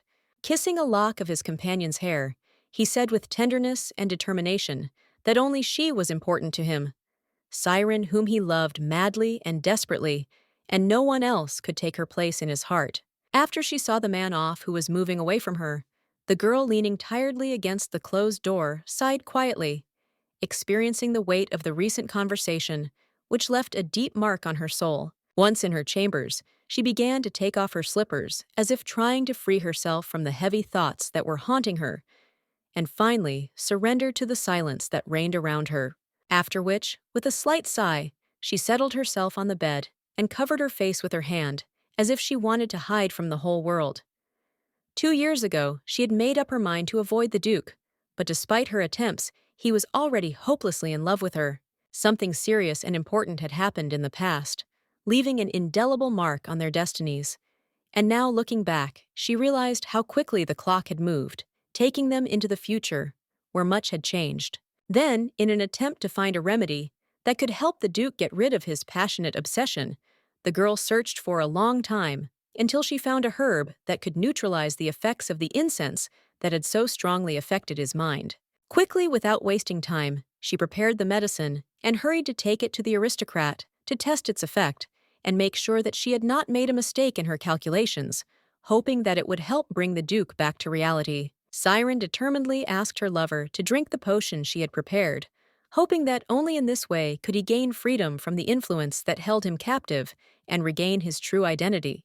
The girl asked in surprise if the man was really afraid that she could poison him, to which the Duke confidently replied that he had no doubt whatsoever about the lady's sincerity, and believed that she was not capable of such a thing.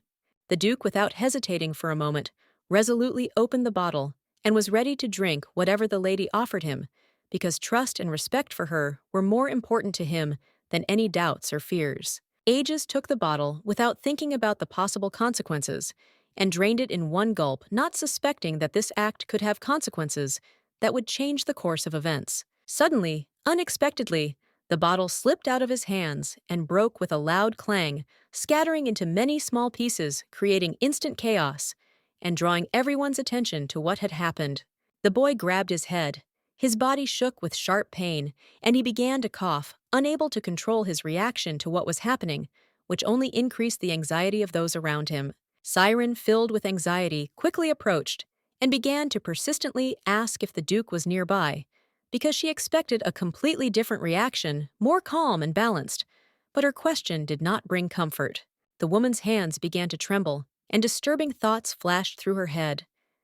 It had occurred to her more than once that the relationship with the guy could get much worse when he realized that his feelings and love for her were imposed on him through artificial intervention. The purple eyes were so intense and piercing that they seemed to belong to a wild beast ready to attack, which only added to the tension in the room. The beauty anxiously wondered if the nobleman had now begun to hate her because his feelings could have changed, and she did not know what his heart was hiding after everything that had happened, which worried her more and more. Suddenly, Siren felt her body lose its strength, and she began to fall onto the bed as hands pressed down on her shoulders with determination, and the Duke loomed over her like a shadow, his presence overwhelming and unearthly. The young man's arm wrapped tightly around the beauty's neck, and feeling the strong pressure, she began to cough, trying to get rid of the chokehold, which seemed too painful and unexpected to her. The man seemed ready to take her life. His intentions were ruthless, but suddenly he froze. His rage subsided, and he burst into tears. Tears fell silently, causing his face to distort with deep inner fear and despair. Siren had already thought more than once that when the creature returned to the Duke, he would most likely want revenge. She was sure that he would not spare her, because he would decide to finish off this villainess who had caused irreparable damage to his mind and mental state. The woman's hand lay softly and soothingly on his, as a symbol of tenderness and support, even at that moment when his heart was full of anger and hatred towards her, and it seemed that not a single good feeling could remain between them. The siren continued to sound, growing louder and more alarming, with each passing moment echoing in the air, which was becoming thinner and thinner, and breathing was becoming labored, as if there wasn't enough oxygen for everyone. The girl remained alive despite all the trials and ages, as if succumbing to a sudden weakness, lay down next to her, closing his eyes, and as if losing consciousness, as if all his strength had left him at that moment. The girl slowly rose, thinking that everything that had happened to her was just a nightmare, but the dark marks on her neck left after the night cruelly reminded her that it was not a dream, but a reality full of terrible experiences. In the mirror, the woman saw strange marks on her body that caused her a wave of anxiety and worry, leaving her confused and deeply saddened by the realization of what had happened. Then the lady, without thinking for a minute, immediately left the estate, deciding that there was no longer any point in staying in this place where her presence was already unnecessary and her whole future life required changes. The beauty quickly slipped away, and only later realized that Aegis had completely forgotten about what had happened between them, and about his hatred for her, as if it had all been just a bad dream that he did not want to remember. Looking down, the noblewoman realized that from the moment she left him, she began to avoid the Duke, feeling anxious and strangely insecure at every memory of him. The pen, as if out of habit, smoothly sank into the inkwell, and drops of black liquid began to spread, reflecting the shadow of her thoughts as a symbol of the fact that her thoughts still could not calm down and find their form. The girl quickly began writing the letter on old yellowed paper, trying to convey all her thoughts as quickly as possible, as if afraid that the words might slip from her mind before she had time to write them down. It took a lot of time to describe the required plant, since it grew exclusively on the tops of snow-covered mountains, where the air was rare, and nature itself was a harsh and almost inaccessible element for man. With her hands folded in front of her, Siren fell into deep thought, trying to find a way to get the rare plant to save the Duke, because getting this plant was incredibly difficult, and preparing medicine from it required not only time, but also special knowledge. However, soon there was enough information about the necessary medicine, and the notes she collected allowed her to put together a complete picture, giving hope for a successful solution to the problem, despite all the difficulties that stood in her way. The problem, however, was the elves with whom humans currently had an extremely tense relationship, which created additional difficulties in finding a solution, despite the fact that the two races had previously lived in much greater harmony. This was not always the case. Previously, a strong and reliable symbol of mutual understanding between the two races was the handshake, which signified friendly relations and mutual respect, on the basis of which many important alliances and agreements were built. Elves were known for their exceptional healing abilities and the ability to neutralize any poison, making them indispensable allies. However, 30 years ago, a tragedy occurred that put an end to centuries of harmony. It all began when the daughter of the elven chieftain and the prince of the empire began a romance that seemed likely to lead to the union of two great nations. But for some unknown reason, the heir to the throne killed his beloved, the daughter of the elven king, and her death became the beginning of a deep feud between the races, destroying the trust and unity that had existed before. A long and bitter war began between the two races, which engulfed their peoples and led to endless quarrels, disturbing the peace and tranquility that had previously existed in their relations. The conflict became increasingly intense. The emperor, whose cruelty was known far beyond the borders of his kingdom, ignored all the protests and indignations of the elves, confident that their discontent was nothing more than a minor irritation that was not worth attention, unwilling to admit his own mistakes. Ultimately, a cruel punishment befell the race. Those who refused to submit and retreat faced the death penalty punishment for their resistance and unwillingness to accept the decision of the authorities, which they considered unjust. The wrath of the elves pierced the sky like a furious storm, and in its wake, deep hatred and enmity between the races flared up, leading to an inevitable split and the beginning of a destructive conflict that engulfed all their lands. Putting the brush with ink to her lips, the girl plunged into deep thought, realizing that in order to cure the Duke, she needed only one elf with extensive knowledge in the field of healing, and her hope was on him.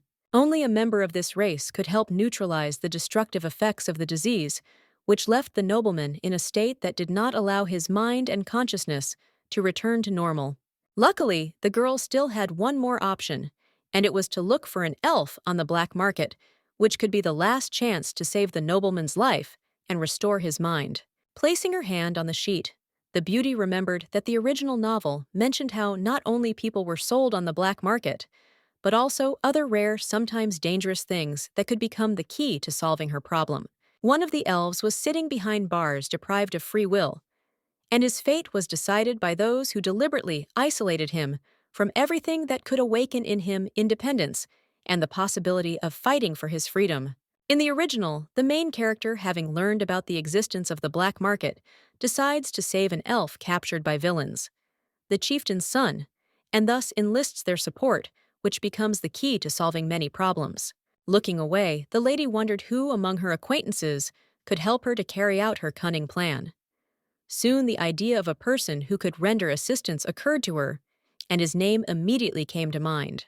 In the original, Viscount Kalen was brutally murdered by the Duke, and his death, a tragic turn of events, left everyone in complete disarray, leaving him unable to avenge his wrongs or escape the treacherous blow.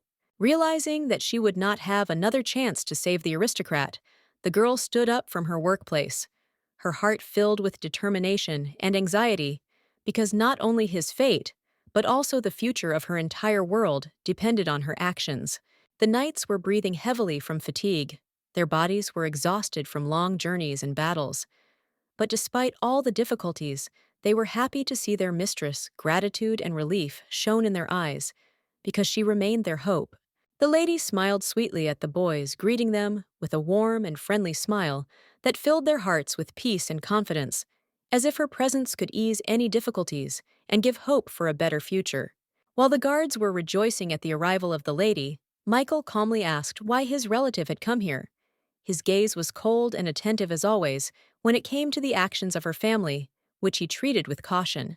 When asked if he was busy, the man answered in the affirmative, accompanying his answer with a slight smile full of hidden vindictiveness, recalling the lady's words spoken earlier, which sounded like a promise of invisible revenge. Stubbornly, Siren sat down on the bench next to him, and despite his silence, resolutely declared that she would wait for her brother. As long as it took, her determination was as unchangeable as a stone wall, and nothing could shake it.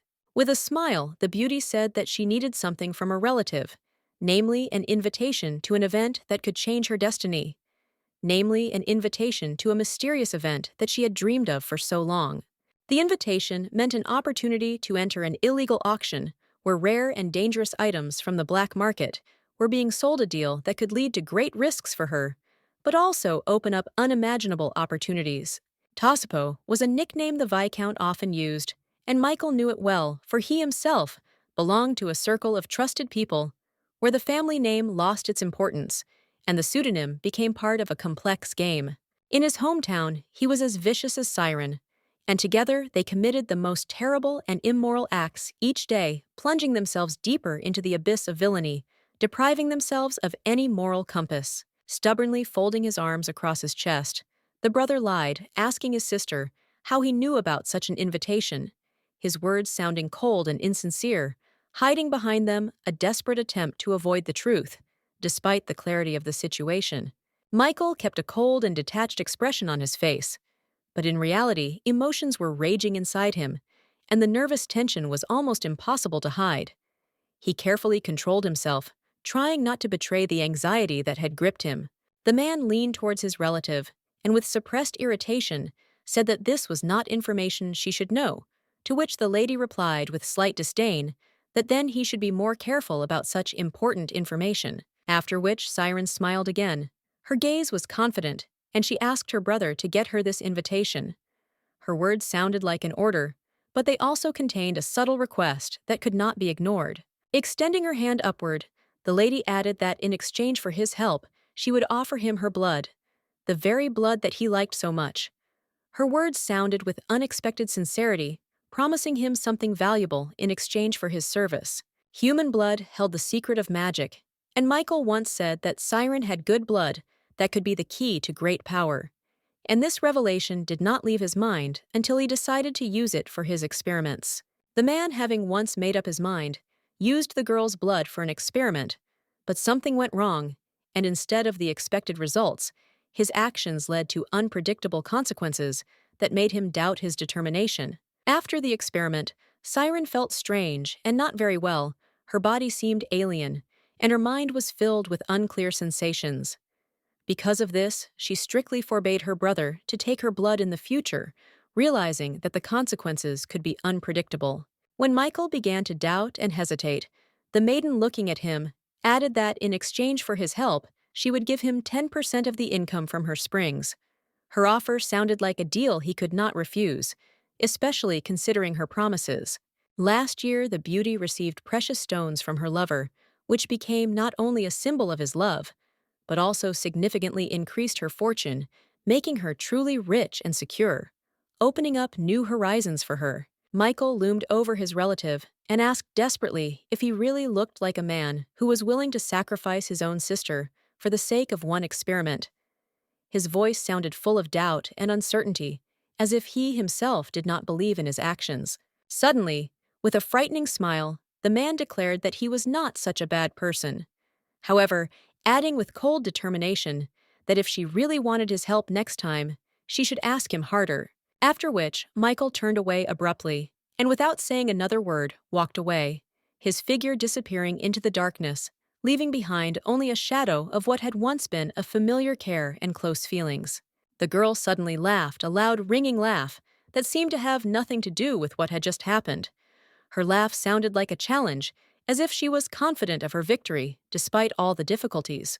Suddenly, a magical weapon appeared in front of the nobleman's throat, barely touching his skin, leaving only 1 centimeter before death, and a cold breath of threat was felt in the air, causing his heart to beat faster. In a cold voice, with a cold confidence in her voice, the lady stated that she could have pierced him with her sword. If it had been a little longer, her words sounded like a warning, but there was also a slight mockery hidden in them. Michael easily gripped the magic blade with his hand, without feeling the slightest pain. He was so strong that magic could not affect his body, and his fortitude and determination inspired respect and fear. The boy was clearly furious. His face and gestures showed the anger raging inside him, and the magic he had just held in his hands disappeared instantly, as if it had never existed, leaving behind only a dark shadow of power. Michael did not hold back his anger. His body trembled with rage as he reminded her that he had already warned her before. If she decided to attack him again, he would not stand aside and would certainly respond to her aggression without showing the slightest weakness. The man felt a chill as he realized with alarm that his warning might not have gotten through to her. He nervously wondered how that was possible when he had made it so clear that he would no longer tolerate her aggression. The common weapons that the heavy warriors trained with now stood next to the stone wall, long spears and heavy axes ready for battle. These objects served not only as tools of battle, but also as symbols of strength. Suddenly, the young man swung his hand sharply, and snow-white magic swirled around him, filling the space with sparkling energy. Siren, feeling the power, shuddered in surprise, and involuntarily retreated, feeling anxious. The girl, full of determination, and not one to back down, used her powerful red magic, determined that she would achieve her goal and receive the invitation no matter what obstacles stood in her way. The fight came to an end when Michael, with cold determination, pointed his blade forward, and without taking his eyes off his sister, quietly asked if she was ready to continue this senseless fight, despite all the possible consequences. Siren, full of bewilderment, asked why her brother was so against her, joining the auction, not understanding the reasons for his harsh attitude towards her decision, which seemed quite reasonable under the circumstances. The relative, however, responded with restraint and brevity that he had never allowed her to visit the black market, while continuing to hold the gun at her throat, as if reminding her of his power and responsibility for her safety. Siren understood perfectly well that the guy often looked at her as a fragile flower in a greenhouse, weak and defenseless, but she was ready to prove to him that her strength and determination were much greater than he could imagine. For him, she remained the same child she had been in childhood, always in need of care and protection. And despite her changes, he could not see in her an adult and strong person capable of standing up for herself and making independent decisions. Suddenly, the lady closed her eyes, moved sharply to the side, and without looking at her brother, calmly asked if he was going to strike, as if she was not afraid of his actions, confident in her ability to control the situation. A step forward, and the man staggered sharply, feeling how a sudden blow, like a bolt from the blue, knocked the ground out from under his feet, causing him to lose his balance and instinctively grip his weapon tighter, preparing for the next collision. The red and black blades met in a fierce battle. Their blades collided with such a roar that sparks flew, and the battle itself became even more fierce, filling with fury and tension. Michael continued to call his sister weak, while not forgetting to claim that he did not have a single vulnerable point, and his strength and determination were impeccable, like an iron wall that could not be destroyed. When her brother struck her very hard, her cousin held back the pain, and despite the gravity of the situation, laughed it off, showing that her spirit could not be broken, and she was ready to fight to the end. Ignoring her brother's persistent pleas to stop the fight and surrender, Siren stubbornly stood on her feet, clutching her sword as if she was ready to fight to the last, not allowing herself to weaken. Suddenly, the boy turned around and, without saying a word, began to walk away, leaving only a shadow behind him, as if he had decided that continuing the fight was pointless and that his goal had already been achieved. The only way to win was to use magic, which required not only deep knowledge and complex artifacts, but also enormous resources to awaken its power to its full potential.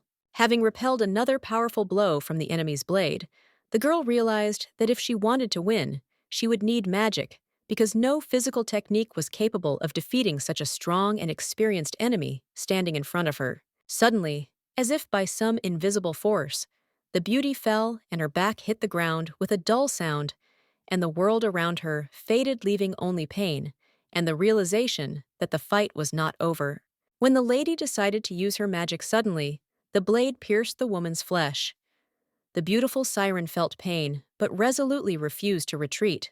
The man's eyes, filled with horror, widened in surprise, and their gray hue became even duller. He did not know what to do because it was completely unclear to him whether he really wanted to hurt his sister or just scare her. In horror and confusion, he asked why the lady did not cover herself and tried to deflect the blow despite the obvious threat and danger that hung over her at that very moment when the decision was critical. However, in response to his question, Siren calmly explained that she had carefully calculated her actions and at the right moment cast a powerful magic spell that was supposed to destroy the threat and neutralize it once and for all. A bright, blinding light suddenly flared up in the square, as if a ray of heaven itself had cut through the thick darkness, dissecting it with its radiance, and instantly filled the space with magical energy, causing those around to be eclipsed by its power. The noblewoman stood motionless, looking down, where her gaze met the figure of the knight, a skilled swordsman, but so vulnerable in the magical arts, unlike his sister. Suddenly, Michael spoke in a loud and confident voice, declaring that he would demand 30% of all mines owned by his relative in exchange for his help in the upcoming affairs, emphasizing that his demands were more than just an agreement. Siren, hearing this, smiled, her face filled with a cunning expression, and she replied that then if the conditions were met, she would eagerly await an invitation to the auction from her relative, because she knew exactly how to get her way. Raising her finger up, she thoughtfully recalled a page from a book about the Great Imperial Rebellion, adding that at that moment she felt quite satisfied, because her brother, who had suffered defeat, clearly did not expect such a turn of events. Michael, chuckling, couldn't help but smile slightly as he noticed how his sister, with her decisive and witty approach, had slightly scared him, as if her words weren't just a joke, but a real challenge. Meanwhile, in the shadows of the night, alleys, a figure in a dark cloak moved in silence, leaving only a mysterious shadow behind him, hiding his true intentions and not allowing anyone to reveal his plans. It was Siren, whose face was hidden behind a mask, and her figure was carefully concealed because no one should know her identity, and even her presence in this place seemed like a mystery that no one could solve.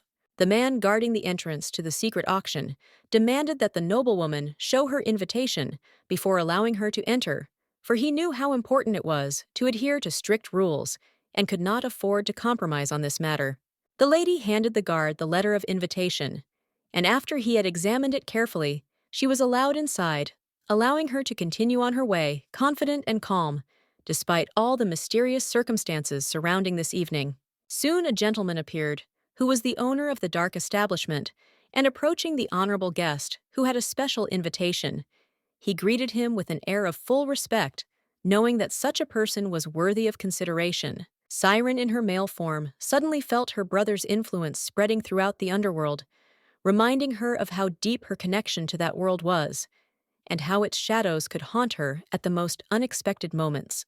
The lady, not wanting to waste time and lose her chance, immediately asked about the mysterious elf that interested her, deciding that she was ready to buy him out, because her plans were clear and she was not going to miss the opportunity to get her hands on him. The gentleman smiled and watched with interest the guest, who seemed to be genuinely interested in the elf, and his attention was drawn to how this representative of a special race could be useful or even play an important role in his own affairs. Not wanting to wait until the auction was over to finally acquire the elf, Siren would quietly call one of her subordinates to tell her the exact location of the elf she so badly wanted to see and possibly acquire. The gentleman who organized the auction did not hesitate to give his permission to let them in and show them the product of the evening, fully aware that this event attracted the attention of the most influential guests, among whom was Siren. Mentally thanking her brother for the help that showed up at the right moment, Siren confidently approached the closed door, feeling the tension growing with every step, because behind this door was hidden not just a cage, but its goal. There, in a cramped cage, sat the figure of a man who cried tirelessly to be let out, his voice sounding in the silence of the night like a cry for help, full of despair and hope for freedom.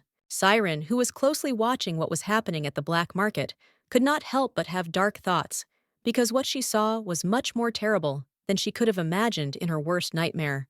The owner of the auction, addressing the esteemed guest with deep respect, apologized for the noise, which could probably irritate him, and promised that he would try to make the atmosphere more comfortable for everyone present. Finally, after a long journey, they reached the desired place, where the dungeon was illuminated only by the dim light of a torch, which barely illuminated the dark corners, creating a strange feeling of mystery and danger in this place.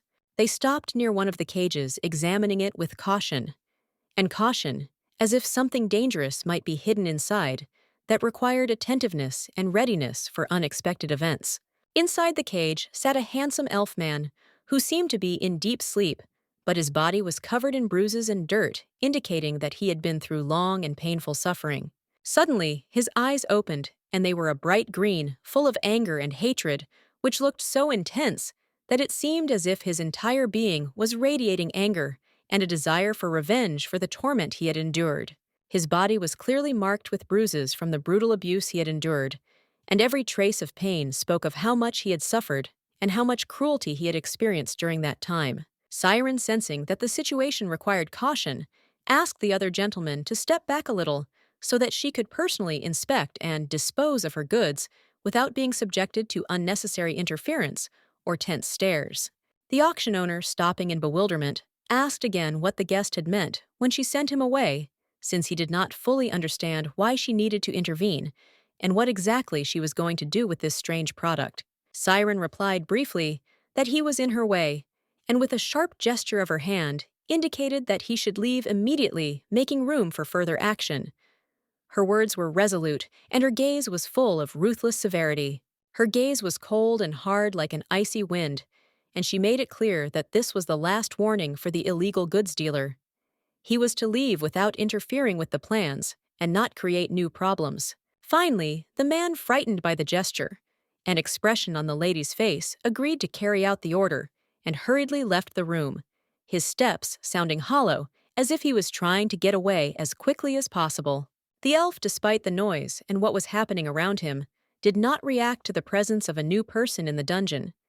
His gaze remained empty and alienated, and his body remained motionless as if he had already lost all hope of salvation.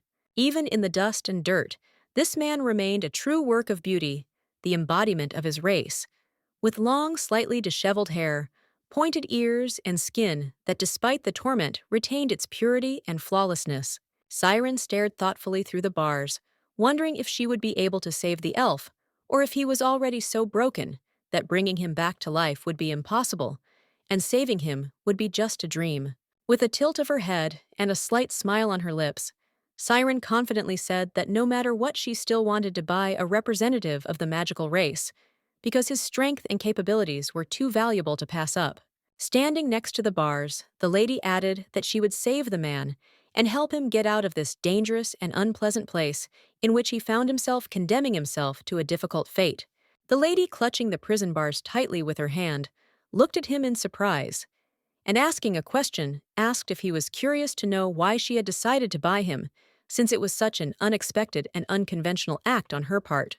When asked if he wanted to go home, the guy lowered his gaze slightly, as if immersed in his thoughts, and was silent for a long time, not knowing how to answer, because these words made him think about his future and the path he had chosen. The lady managed to attract the elf's attention by saying that after purchasing it, she would definitely give him freedom as soon as he fulfilled his destiny, and this promise touched his soul, opening up new perspectives. The blue mystical light emanating from the candles on the chandelier enveloped the dark corners of the dungeon, creating a mysterious atmosphere in which every movement seemed mysterious and full of hidden meanings. The girl admitted that she needed something in exchange for saving him, and her voice sounded a little excited, as if she was willing to pay any price for the opportunity to get what she so desperately sought. The elf asked curiously what exactly she wanted from him, his eyes searching her words for an answer, because he was sure that behind such a request, there was something important and possibly dangerous for both of them. Siren reminded him that the guy has unique abilities and talent in healing, and can also neutralize the side effects that could arise in the process, offering him her help in exchange for help. The man stood up when Siren said she needed help in preparing one of the antidotes, and his gaze became focused. He knew that this could be a decisive moment for their further actions. The guy stood right in front of the guest and asked warily how he could trust her words, because everything she said sounded too ridiculous and bold to be true, especially in such a situation. Siren closed her eyes and calmly explained that she had come here specifically to buy it, and would not do all this just like that, because her intentions were clear, and she knew that her words had to convince him of the truth of her intentions. Covering her mouth with her hand, the girl added that she had no evidence that could confirm her words, and she understood that in this situation, trust was the only thing she could count on. After that, she decisively removed the mask from her face that hid her identity, and finally, her real face appeared before him, like a veil being lifted, revealing the whole truth about who she really was, which became a real revelation for the man. The man's eyes widened in surprise. He could not hide his shock, because everything he knew about this woman turned out to be false, and now in front of him stood not the one he accepted, but a completely different person whose true intentions became a mystery to him. The protagonist of the novel, following the knightly code, which dictated him to help everyone who was in trouble, ended up on the black market, where despite the danger, he saved everyone in need without thinking about the risks, because saving lives was the most important thing for him. However, Siren had a completely different reason for saving the elf. She needed to prepare an antidote, and her actions were aimed precisely at achieving this goal, and not at a simple desire to help, as it might seem at first glance. Siren lowered her head as her hand was extended through the bars to shake hands and formalize their agreement, symbolizing her agreement with the terms the elf had proposed, and began to understand the importance of this moment. And so the hands joined and words were spoken about how the promise had to be kept, because it was not just a gesture, but something more that determined their future relationship and certain obligations on both sides. The elf introduced himself as Ekelt, and from that moment, their acquaintance became official, and subsequent events, oddly enough, led them to an unexpected and somewhat tense relationship that promised to be full of twists and turns. On the guy's wrist was a gold bracelet with a mysterious pattern, unusual and enigmatic, which attracted Siren's attention, and she could not help but notice how important this accessory was to him, hiding some special secret within itself. The ornament appeared in the hands of the maiden, and she, carefully placing it on her wrist, raised her hands up, saying that this would be proof of their contract, a symbol of their agreement, and at the same time would not harm him as he might think. Siren then showed a second bracelet exactly the same as the first, and by placing it on her arm, she confirmed the seriousness of her intentions, demonstrating that their agreement was mutual and official. She put the bracelet on her arm, and a contract was made between them, sealed by this symbolic gesture, which meant the beginning of their mutual obligations and understanding in their difficult situation. Suddenly, Siren remembered that the auction was about to start, and she should leave as quickly as possible so as not to attract unnecessary attention to herself, because the situation could become too dangerous if she remained in plain sight. Putting the mask on her face, she immediately turned around and walked away without looking back. But before leaving, she told the elf not to worry if there was any commotion, because it could have been part of her plan, and he shouldn't have interfered. The Great Red Hall was a place of illegal trading where not only goods were valued, but also connections and influence, creating an atmosphere in which each participant was forced to hide their true goals and intentions. Siren stood on the balcony, thinking that the seats in the hall were distributed depending on the guest's rank, and the higher the status, the closer to the center of what was happening, which did not escape her attention. Suddenly, a loud voice was heard signaling the start of trading, and the heavy red curtains began to slowly open, allowing the participants to see what awaited them behind the curtain: new opportunities or more dangers. Siren leaned her chin on her fist, tiredly, showing no interest in the start of the auction, since jewelry and luxury items had not attracted her for a long time, and her thoughts were occupied with much more important and personal matters. The host announced loudly that the auction would begin with expensive jewelry and then move on to artifacts. His voice was confident, creating an atmosphere of anticipation where everyone in the room knew that incredible lots were waiting for them. Coins rained down on the table, and the bidding began at once, filling the room with sounds of excitement and commotion. Every offer, every gesture was accompanied by the tense attention of those present. The noblewoman yawned, languishing in anticipation of the auction finally ending. She could barely contain her boredom, absorbed in thoughts of how she would like to quickly leave this place in order to return to more important matters. After the decorations were sold out, a man with a striking appearance, clearly standing out from the rest, noted that they were now moving on to the second part of the event, where the stakes would become even more intense and dangerous for the participants. The elf, the last lot, was presented before them.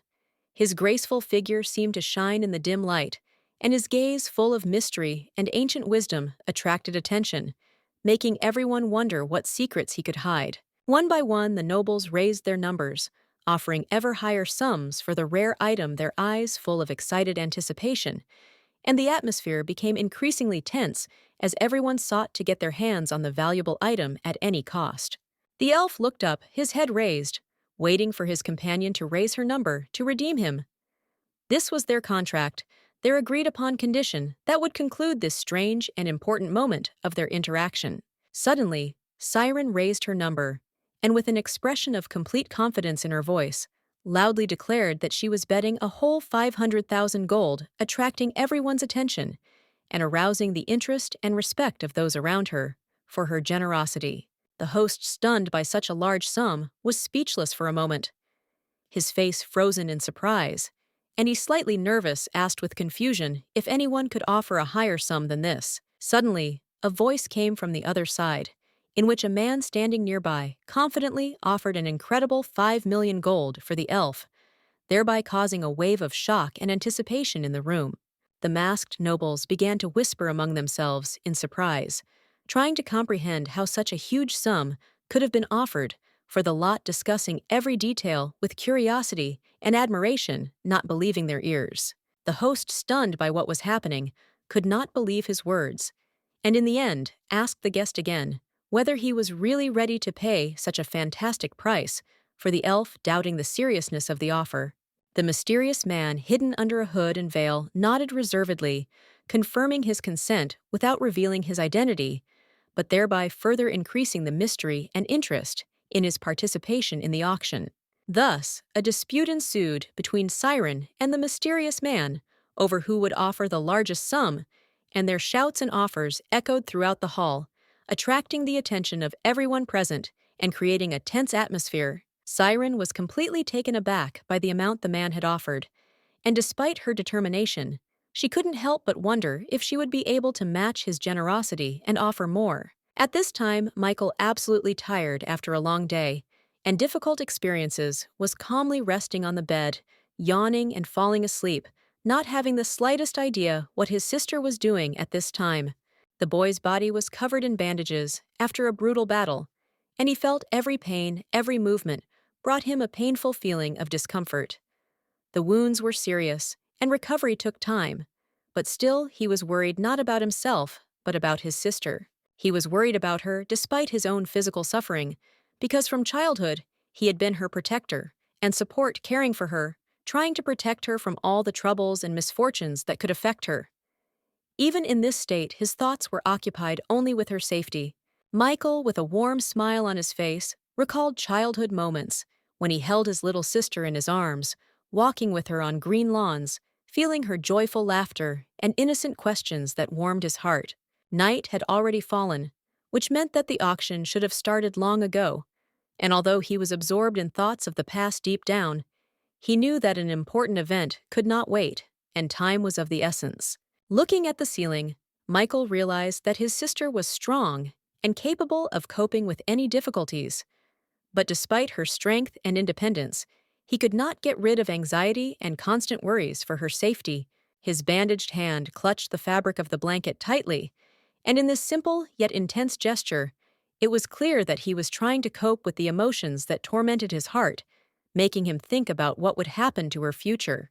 Meanwhile, Aegis sat in his study, his chin in his hand, a tired expression on his face, and on the table in front of him lay a letter containing an important request from his brother concerning the care of his sister Michael. On the yellowed paper was a request.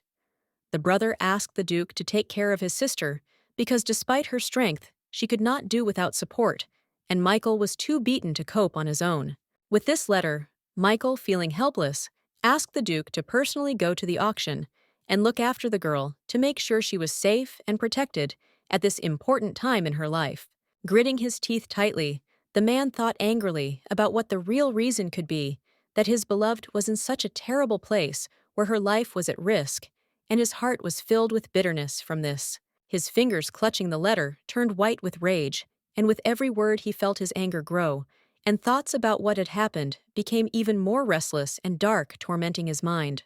No matter how expensive and exquisite gifts the Duke tried to win her attention, Siren always rejected them, not paying the slightest attention, even to beautiful flowers or luxurious boxes, which only increased his anxiety. Closing his eyes and taking a deep breath, Aegis tried to console himself with the thought that his beloved, despite all the circumstances, would hardly decide to buy a man on the black market, although anxiety remained in his soul. The man immediately recognized who the siren at the auction was the moment he saw her. Her height, red eyes, and facial features were all too recognizable, and it immediately caught his attention, making his heart beat faster with excitement. Looking at the lady hidden under a black veil, the Duke could not look away, amazed by her extraordinary beauty, which literally captivated him, making him forget about time and those around him. Perhaps the lady had come here for the rare and expensive jewelry, thinking about how to add something valuable to her collection. But anxiety began to creep into his mind when she didn't make a single bid. The lots were sold out one after another, and the Duke felt more and more uneasy each time, noticing that his beloved was not buying anything, but was only sitting in the shadows as if waiting for something that had not yet arrived. Watching her every reaction closely, Ages watched the noblewoman, waiting for her to finally show her interest and raise her number, signaling that her time had come. Finally, a beautiful elf with golden hair and green eyes was brought onto the stage, and the audience involuntarily froze, admiring his appearance. But for Ages, this moment became an unexpected shock, as he did not expect what happened. Ages opened his eyes in shock and froze, hearing the voice of his beloved, who offered him a large sum of money to do something he could not even think of. The man did not expect such words from her, and even more so, such betrayal.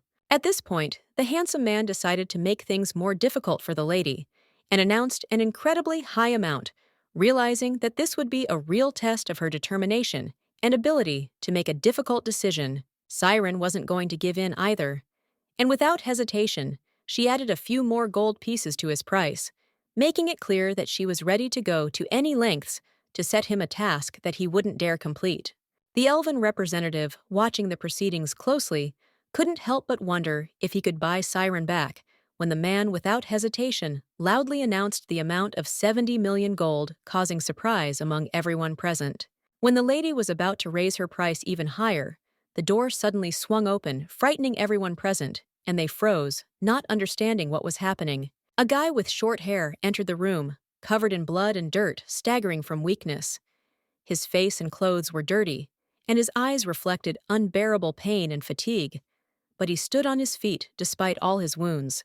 Bowing his head before his master, he loudly declared that they were in trouble because the guard had encountered unexpected difficulties, and a squad of knights was heading towards them who had uncovered their black market, threatening their entire business. Siren sighed heavily when she learned that the protagonist had finally arrived, like in some old book, determined to liberate the oppressed, and the weak not realizing that his actions could lead to much more serious consequences. Hipron Eights entered the building with a cold, angry look, his expression leaving no doubt. He was not looking for justice, but only striving for his goal, not caring who stood in his way. Having strictly ordered all the nobles to remain where they were, Hipron Eights then ordered his guards to catch anyone who tried to escape, leaving no one the slightest chance of escape. The voice sounded decisive and threatening, and no one dared to object. Siren was well aware that escaping would not be easy, and so she decided to observe the actions of the leader of the Black Wolves Knights, for now trying to understand his intentions and readiness for possible resistance before making any decisions. After this, the lady turned sharply, and without looking back, headed towards the exit of the hall as if trying to hide from all eyes, confident that she would be able to leave this place unnoticed. Siren panicked and ran quickly, leaving the place not wanting to be caught and exposed. She was ready to do anything to remain unnoticed and avoid the fate that awaited her. On the stairs running down, she collided with one of the knights standing in the passage, and he, noticing her, ordered her to leave immediately, as if warning that further delay would have serious consequences. The man, covered with many scars, said loudly that the masked guest would be better off surrendering without resistance, for resistance was only a path to a painful reprisal, which he could not avoid if he did not give in. The lady began to rummage through the pockets of her robe, in a hurry, desperately trying to find a spell that she could use to summon magic and get out of this situation without giving her opponents the slightest chance. Loudly, with a desperate intonation, the beauty declared that she could not find the necessary paper, wondering whether she should use the sword which she wielded, although not as skillfully as magic. But nevertheless, it was not alien to her. Drawing the blade from its sheath, she moved it quickly and confidently towards the guard, relying on her determination and precision, as every moment could be decisive in their confrontation. The knight stood in bewilderment as he saw the small dagger in the hands of the cloaked figure, not perceiving it as a real opponent, thinking it was just a helpless threat that did not deserve attention. However, a moment later, the blade was literally next to the guy's face, and he winced in shock and horror, realizing that he was in a mortally dangerous situation that almost cost him his life. The guard, not having time to do anything, fell from a sharp blow. His body fell powerlessly to the ground, and he lost consciousness, absorbed by instant shock and pain, which completely paralyzed him. The dagger was wrapped in magical red threads that enhanced its impact, giving the weapon an invisible force capable of breaking through any defense and defeating the enemy with incredible accuracy and power. As Siren tried to leave, she was suddenly stopped by the enemy's voice, which loudly pointed at her, preventing her from slipping away unnoticed. And at that moment, her escape was in jeopardy. At this time, she remembered the words of the strange guest, who seemed to predict the future, saying that if there was a commotion, then it was not worth running, but better to hide somewhere. Wait it out and leave the storm behind. The gold bracelet on his arm sealed a contract between him and this mysterious guest, which obliged him to fulfill the promise given without the right to break the terms, even if the consequences might be unexpected. Eaglet glanced quickly at the decorations, hiding in one of the small closets, trying not to give away his presence, as if he felt how every object around him became a witness to his secrecy. Previously, the elves around him had only said one thing. How greedy and selfish humans were, their words full of contempt, always sounded like shadows hanging over Eaglet's soul, reminding him of the true nature of humanity. And so, one dark night, when Eicelt was praying to the higher powers to reveal to him the answer to his tormenting question, people found him and kidnapped him, taking him with them like harbingers of fate, leaving him no chance to escape. Suddenly, a man's hand appeared quickly and decisively, pushing aside the red curtain, as if breaking through the barrier that separated him from the rest of the world, disturbing the silence and tranquility of the room. It was one of the guests, who, having noticed the elf hiding in a secluded corner, could not believe his luck, because now he had a unique opportunity to become his master, to subjugate this mysterious and powerful creature. Ikelt coughed as a strong blow to his stomach robbed him of his breath and strength, causing pain to pierce his entire body. But he did not give up and continued to fight despite the physical pain and desire to resist. The man, unable to bear the pain, began to cry from rage and fear, asking himself how much longer he would have to endure this torment, how much longer he would be able to restrain his aggression without giving in under the pressure of circumstances. Suddenly, the villain who had struck the blow suddenly burst into flames. His body engulfed in flames, and he began to scream in pain, rage, and shock, not understanding how his own actions had turned against him. Eikelt closed his eyes, ready to accept his death, by the flames feeling them approaching. But after a moment in complete shock, he realized that the fire was not harming him, and for a moment he stood unable to understand what was happening. Very quickly, he realized that it was the magic of the golden bracelet that the strange stranger had given him, and that it was this bracelet that protected him from the fire, creating an invisible barrier between him and the destructive power of the flames. In complete shock, the man asked himself, almost losing his mind, why the fire had not touched him, trying to understand how his own life had been saved by a mystical force that remained a complete mystery to him. After this, the elf, without wasting time, rushed towards the exit, wanting first to get out of this terrible place, and then to find the man who promised him freedom, and perhaps to provide help in the future.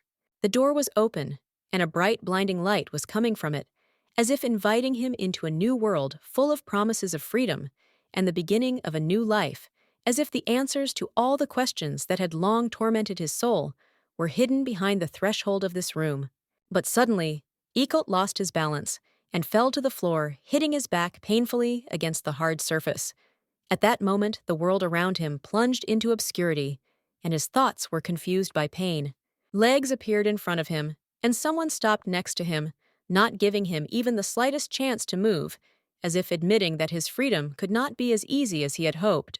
The mysterious man, with short white hair and bright blue eyes, stared intently at the elf, who despite everything managed to survive the blow, and a mysterious smile appeared on his face, as if he was pleasantly surprised by something.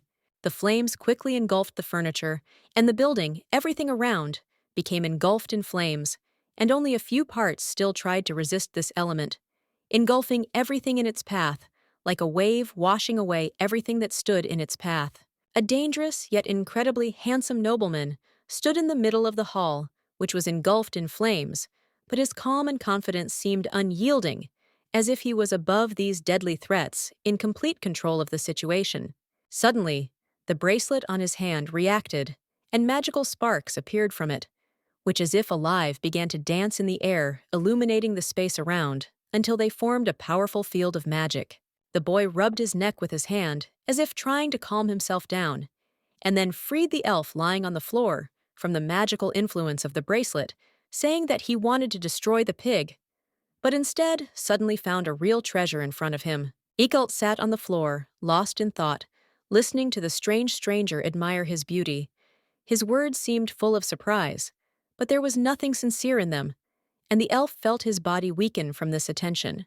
The boy's consciousness began to slip away, and everything blurred before his eyes, as if reality was disappearing, swallowed up by an insurmountable fog, and he could no longer understand what was happening around him, losing touch with the present moment. Suddenly, Eekelt began to fall, his body losing its support, and his consciousness could no longer hold him, feeling how his strength was rapidly leaving him, and the surrounding world seemed to dissolve into emptiness, absorbing everything around, leaving only darkness and endless silence. At that moment, he remembered how Siren had promised him that she would definitely free him and help him return to his family in exchange for his help, and those words filled with hope echoed in his heart.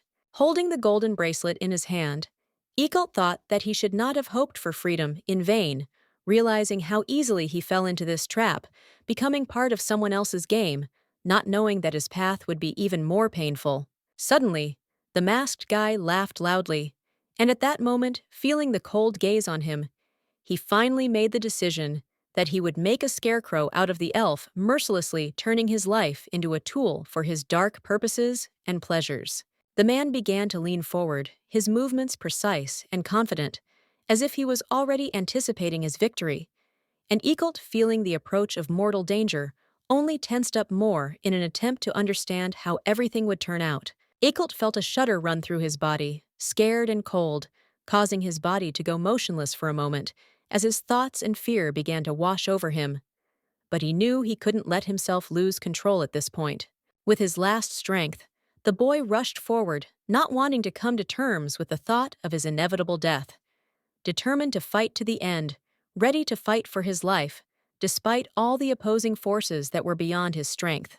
However, at that moment, the mysterious stranger grabbed Eikelt by the head with one quick and precise movement, slamming him sharply against the surface with such force that the boy almost lost consciousness, feeling how pain gripped his body. For the man, everything that was happening seemed like just a game where he was the absolute master of the situation, and with a cruel smile, he suggested to Eikelt that perhaps it would be much easier to simply kill this impudent fellow, saving himself from unnecessary problems. Meanwhile, Siren stood on the street, worried about the situation she had accidentally gotten herself into, feeling her heart squeezed with helplessness.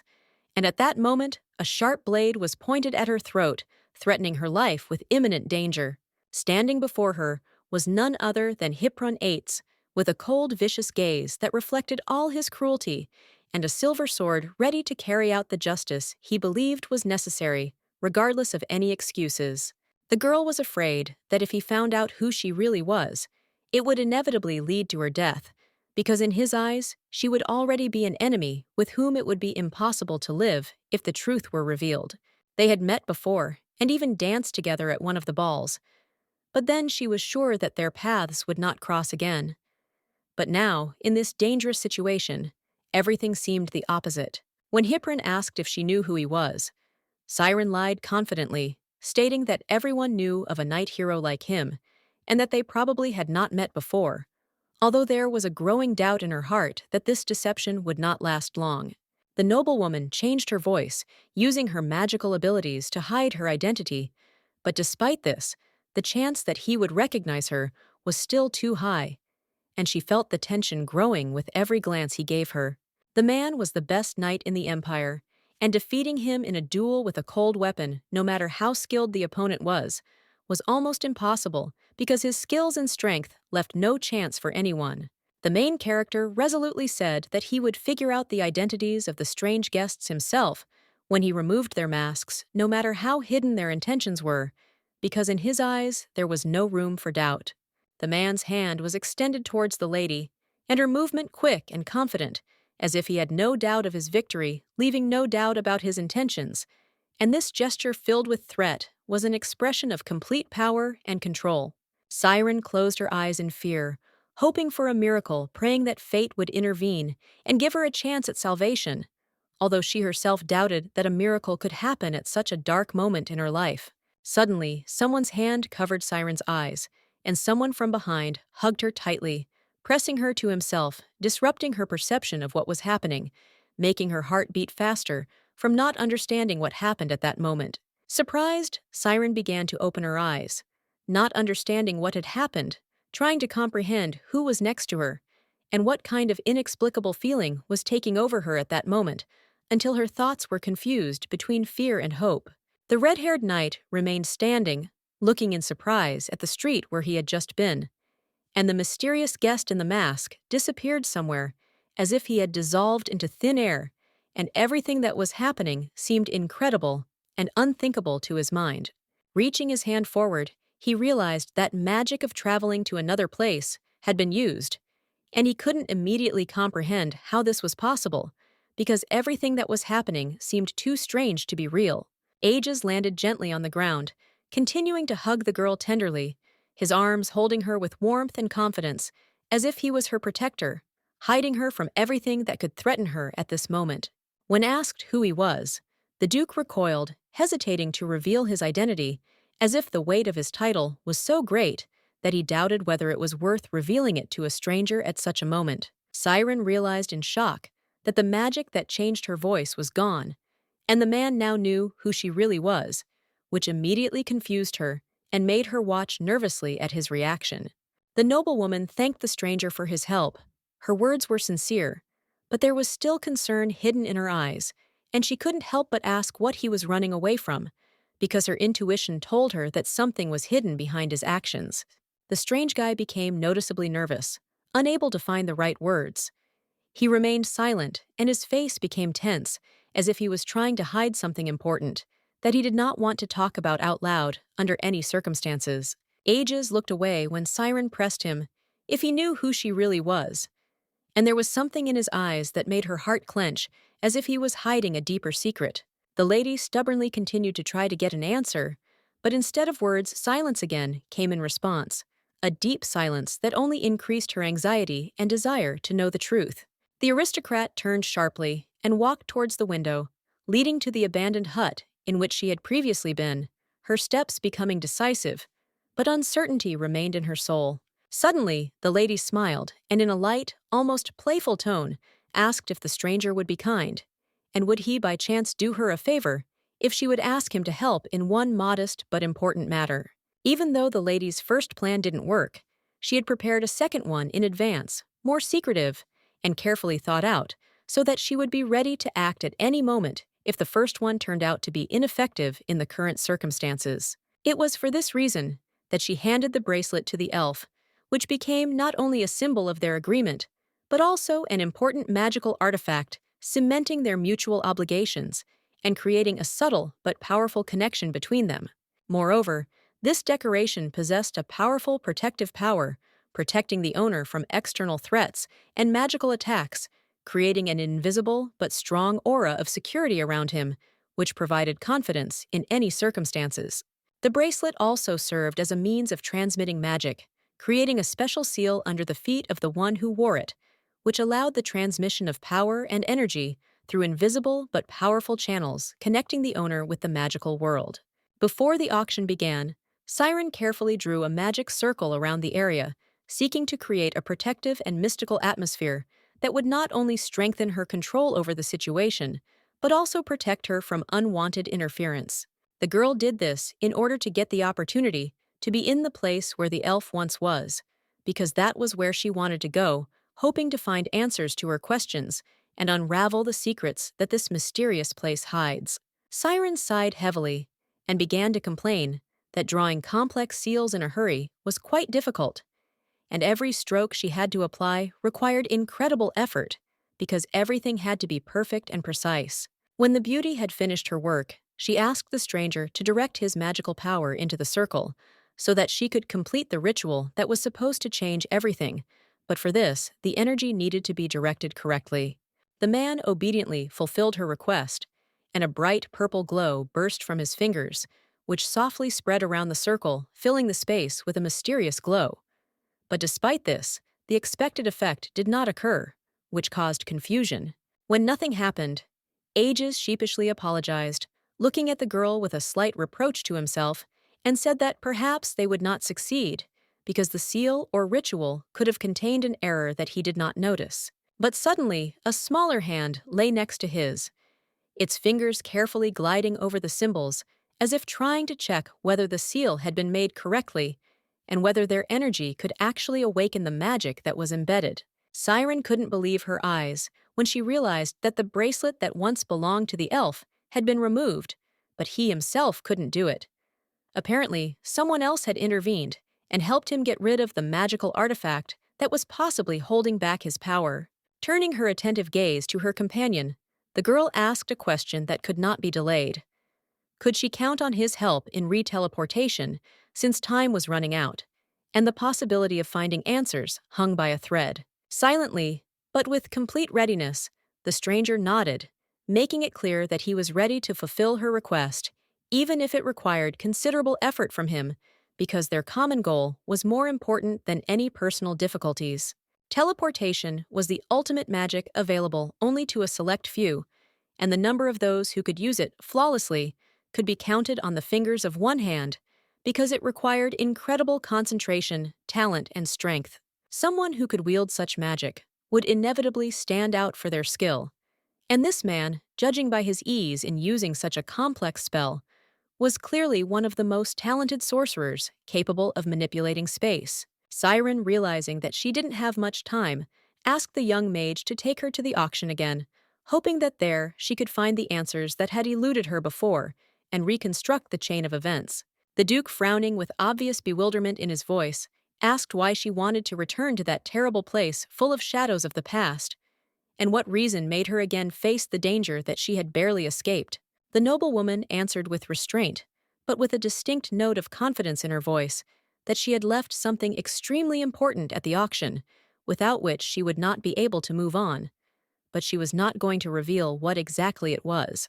The Duke, with a slight mockery in his voice, stated that if her reason was only in the forgotten things, then he saw no point in helping her, and categorically refused to use his abilities to teleport again.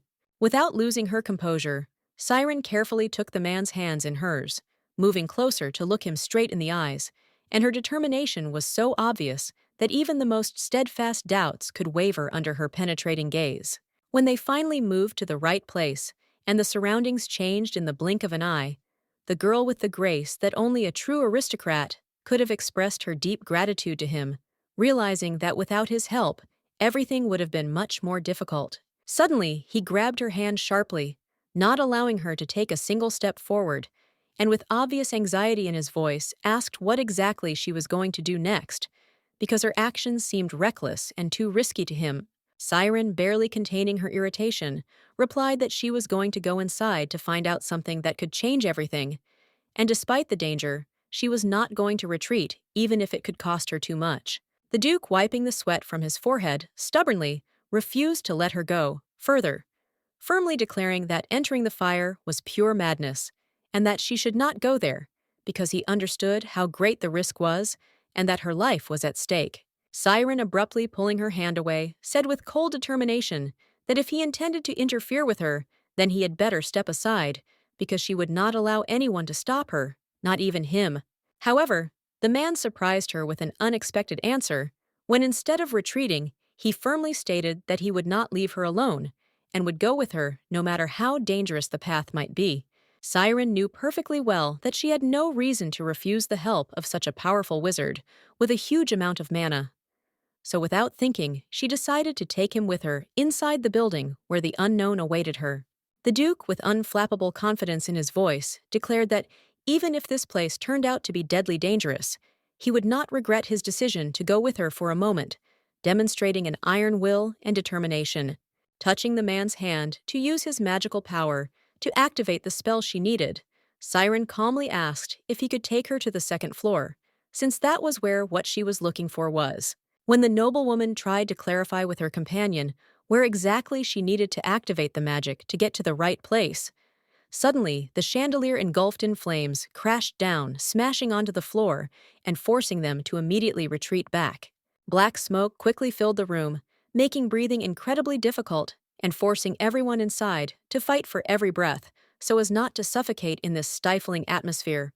Covering her nose with her cloak so as not to inhale the toxic fumes from the burning fire, the girl feverishly thought about, where the man on whom she had placed so much hope and who was her main goal could be. When asked by the man who was following her and trying to understand her true intentions, she admitted without hesitation that she was looking for that very last elf who was being put up for sale this evening as the final lot of the auction.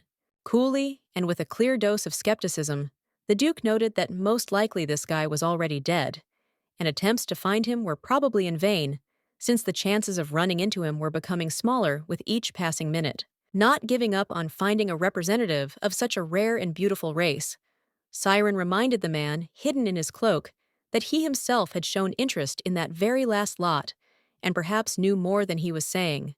With his arms outstretched and an expression of indifference on his face, Aegis calmly stated that he had previously had a good reason for acquiring the elf, but that reason had now lost all meaning, and therefore his interest in the latest lot had disappeared. Siren frowned in confusion, unable to understand why this strange man had changed his mind so suddenly and radically, as if what had recently seemed important now didn't bother him at all. Suddenly, a loud, sharp sound cut through the silence, causing the girl to instantly tense up. Turning towards the source of the noise, she quickly turned ready to meet a new threat, or surprise at any moment. The two of them hurried to find the source of the strange noise, their steps sounding harmonious and fast, and the sound of boots echoed in the empty hall, gradually dying away somewhere ahead, as if someone was trying to hide from their pursuit. Siren, seemingly oblivious to everything around her, suddenly took off and began to run, her cloak fluttering in the air, like wings emphasizing the swiftness of her movements as her steps turned into an almost silent run. It didn't take long for the girl to stop in front of a stranger with bright blue hair who was standing next to an elf who was lying lifelessly on the floor, the unconscious body filling the atmosphere with anxiety. The girl's face reflected despair. Her eyes widened in fear, and stretching out her hand forward, she seemed to want to protect him. But her body froze, as if time itself decided to slow down at that moment. The masked stranger, squatting lazily, stretched towards her, his movements calm, almost provocative, as if he was enjoying what was happening. Siren, overcome with terror, could not move. While behind her, the Duke, in a panic, noticing the danger, rushed forward, ready at any cost to protect his beloved from the threat. However, despite her anxiety, Siren was a strong woman, and instantly assessing the situation, she confidently parried the blow, blocking it with her hand, demonstrating that she was ready to stand up for herself in any situation, not giving the enemy the slightest chance. With a slight grin, as if hiding her dislike for this strange stranger, she laughed it off by asking what he wanted from her at all, knowing full well that he clearly had magic that could be as dangerous as it was clumsy. The strange man, despite his evil disposition and cold behavior, could not help but attract attention with his appearance. Curly hair, regular facial features, and of course, eyes. Bright blue, full of some hidden tension and mysterious shine. Suddenly, a man's hand quickly grabbed Siren by the wrist, covering the bracelet, and the Duke's voice, cold and commanding, uttered a request not to interfere, as if it was more important than everything that was happening at that moment. Holding her close to him tenderly but firmly, the Duke tried to protect the noblewoman, standing before her like a kind of shield ready to withstand any blows of fate, if only she remained safe. The man, without taking his eyes off what was happening, gently asked her to be patient for a little while, even if it was unpleasant, because at that moment he was hiding her face, protecting her from prying eyes, so that she would not be noticed and would not be caused additional harm, no matter how hard it was for him. When Siren, unable to bear it, bit his finger, the Duke did not even flinch, did not show the slightest sign of pain or irritation, continuing to stand as if this gesture had no meaning for him, and everything was as usual. The masked man smiled and asked the Duke if they had met before, as his face seemed familiar to him, as if they had crossed paths in the past, but the Duke just coldly ignored the question. Aegis rudely replied that it did not matter, and if the stranger really intended to kill the elf, then it would be better to do it quickly, without wasting time on empty talk, which caused indignation in the lady whom he still held in his arms. Siren, clenching her hand into a fist in rage, was angry that her strange assistant not only did not help, but also acted somehow strangely, only worsening her situation, making her feel helpless. Finally, With incredible determination, the noblewoman tore herself away from the Duke's arms. Her anger and desire to protect the elf becoming stronger than her fear, she ran towards the lifeless body, deciding that she had to intervene somehow to save him. Eekelt continued to lie motionless, and to check his condition, Siren anxiously reached forward, carefully directing her hand towards his nose, hoping to feel even the slightest breath that might mean that he was alive. With great relief, feeling the warm flow of air that touched her fingers, she exhaled with joy and pressed him to herself, because now she could be sure that her friend, about whom she was so worried, was not dead. The masked man looked up in surprise and alarm as he heard a loud crack as the ceiling began to collapse, and with each falling stone, it became clear that everything around him was turning into a death trap. After this, the stranger with a slight smile on his face apologized to them and said that he would be the first to leave this place, since he had the intention of surviving and staying here would mean only one thing: inevitable death. Siren didn't want to let go of this mysterious man in a strange mask so easily, but looking around at the destruction, she realized that she had no other choice. The threat was too great, and she needed to move quickly to survive. With every stone that fell on their heads, with every roar that shook the walls, they realized that it was time to leave this place behind. Otherwise, it was too dangerous to take risks, and salvation required immediate action.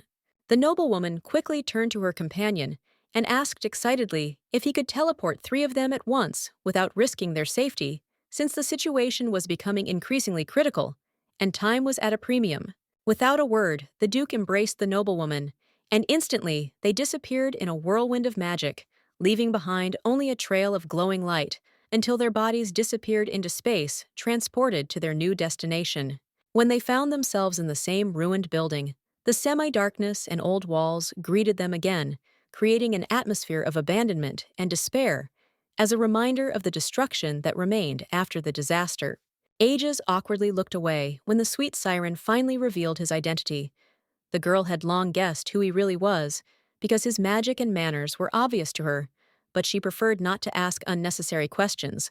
After all, the Duke was the only one who possessed such a powerful force, and at the same time would agree to help his lady in any situation without asking questions or doubting her desires, ready to support her in the most difficult moments. Smiling Siren explained that it wasn't just his exceptional talent for witchcraft that gave her companion away, but also how quickly he protected her without thinking about his own well-being, and how he moved with amazing agility and strength.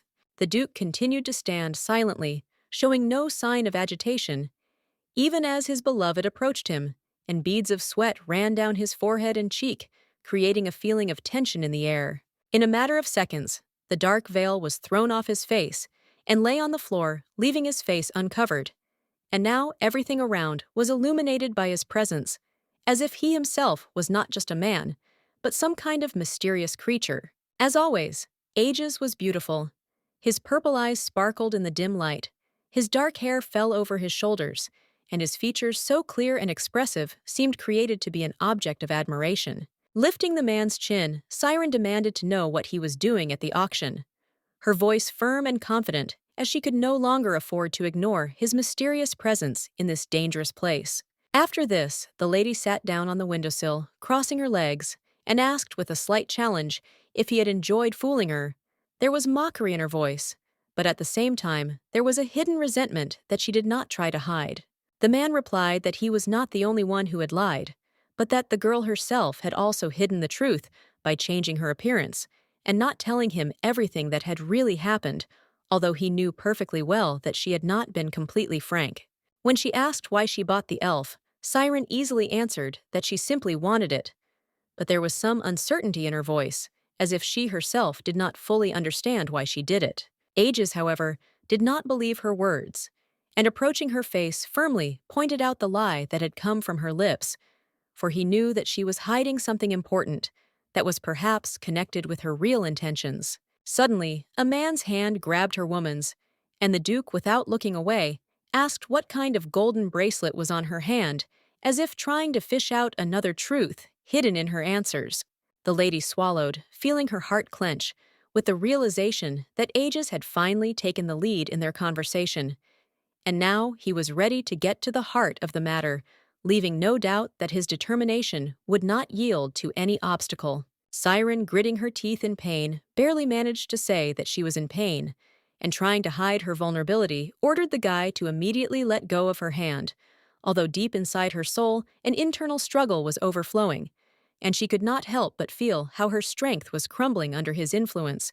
But Aegis was stubborn with a predatory look, and without looking away, he asked his question again, demanding an explanation of why his lady needed this decoration, something more hidden behind this mysterious golden bracelet.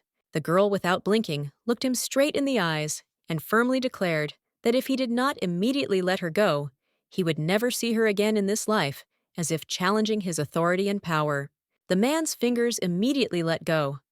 Noticing the sly expression on his face, Siren asked her interlocutor with a smile if he was now jealous of her enjoying the moment of victory and the same feeling of power that she felt. Aegis, smiling sadly, admitted that, of course, he was jealous, because his love for his companion was so strong that every hidden word or action of hers disturbed his heart, and this feeling did not allow him to remain calm when she hid something from him.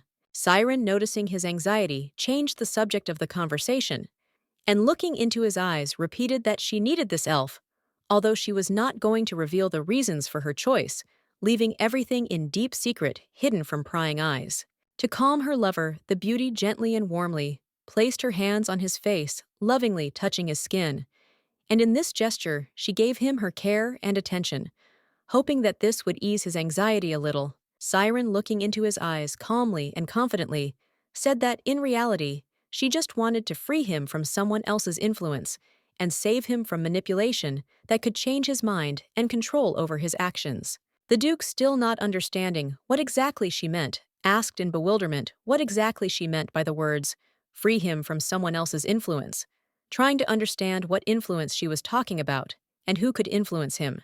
Suddenly, the nobleman's face distorted, and tears glistened in his eyes, as if melancholy and sadness had seized his soul, and an invisible pain sounded in his voice when he asked in bewilderment whether the lady really intended to leave him. The truth was that if you open the door to a bird that has been locked in a cage for a long time, it, despite its freedom, will not dare to fly away, but will remain inside as if tied to the place that has become its safe and familiar home. And at that moment, Aegis was no different from that same bird who became afraid to leave his master, despite his freedom, because the prison that had become his home seemed like a place where he felt protected and needed. The girl, without taking her eyes off the cage, wondered whether she should forcibly free her pet so that he could finally feel freedom, because perhaps for him, this would be an important step on the path to true happiness. The man pressed himself against his mistress's hand softly, saying that he would gladly stay with her forever, because for him there was no greater happiness than to be near her, feeling her presence in his life as something special and valuable. Suddenly, the lady interrupted him, asking with a slight doubt in her voice if he was not afraid of freedom, and that his feelings for her would disappear as soon as the spell that held him near fell off, and he saw the world in a different light, freed from the magic that so strongly influenced his perception. The lady clenched her fist, remembering what happened when she gave the handsome man the antidote, and he, instead of gratitude, became angry, barely containing his rage, not realizing that his feelings could be deceiving. Aegis firmly stated that even if she removed his shackles and restored his sanity, he would not change, continuing to love her with the same strength as before, because his feelings were sincere despite the magic that bound them. The girl stopped, lost in thought, and was internally worried not only for herself, but also for the Duke, because she was already disgusted that despite his love, she could not reciprocate his feelings, experiencing only anxiety and doubts. The young couple's hands gently joined, and at that moment, Aegis finally gave his consent to try to free his mind from the alien influence, deciding to take the risk in order to return to his true essence and understand what was happening in his soul. The strong man asked the lady not to be offended by him when, after the spell was lifted, he would stop loving her for a while, because he knew that his feelings would change, but he promised that later, having realized everything, he would deeply regret his loss.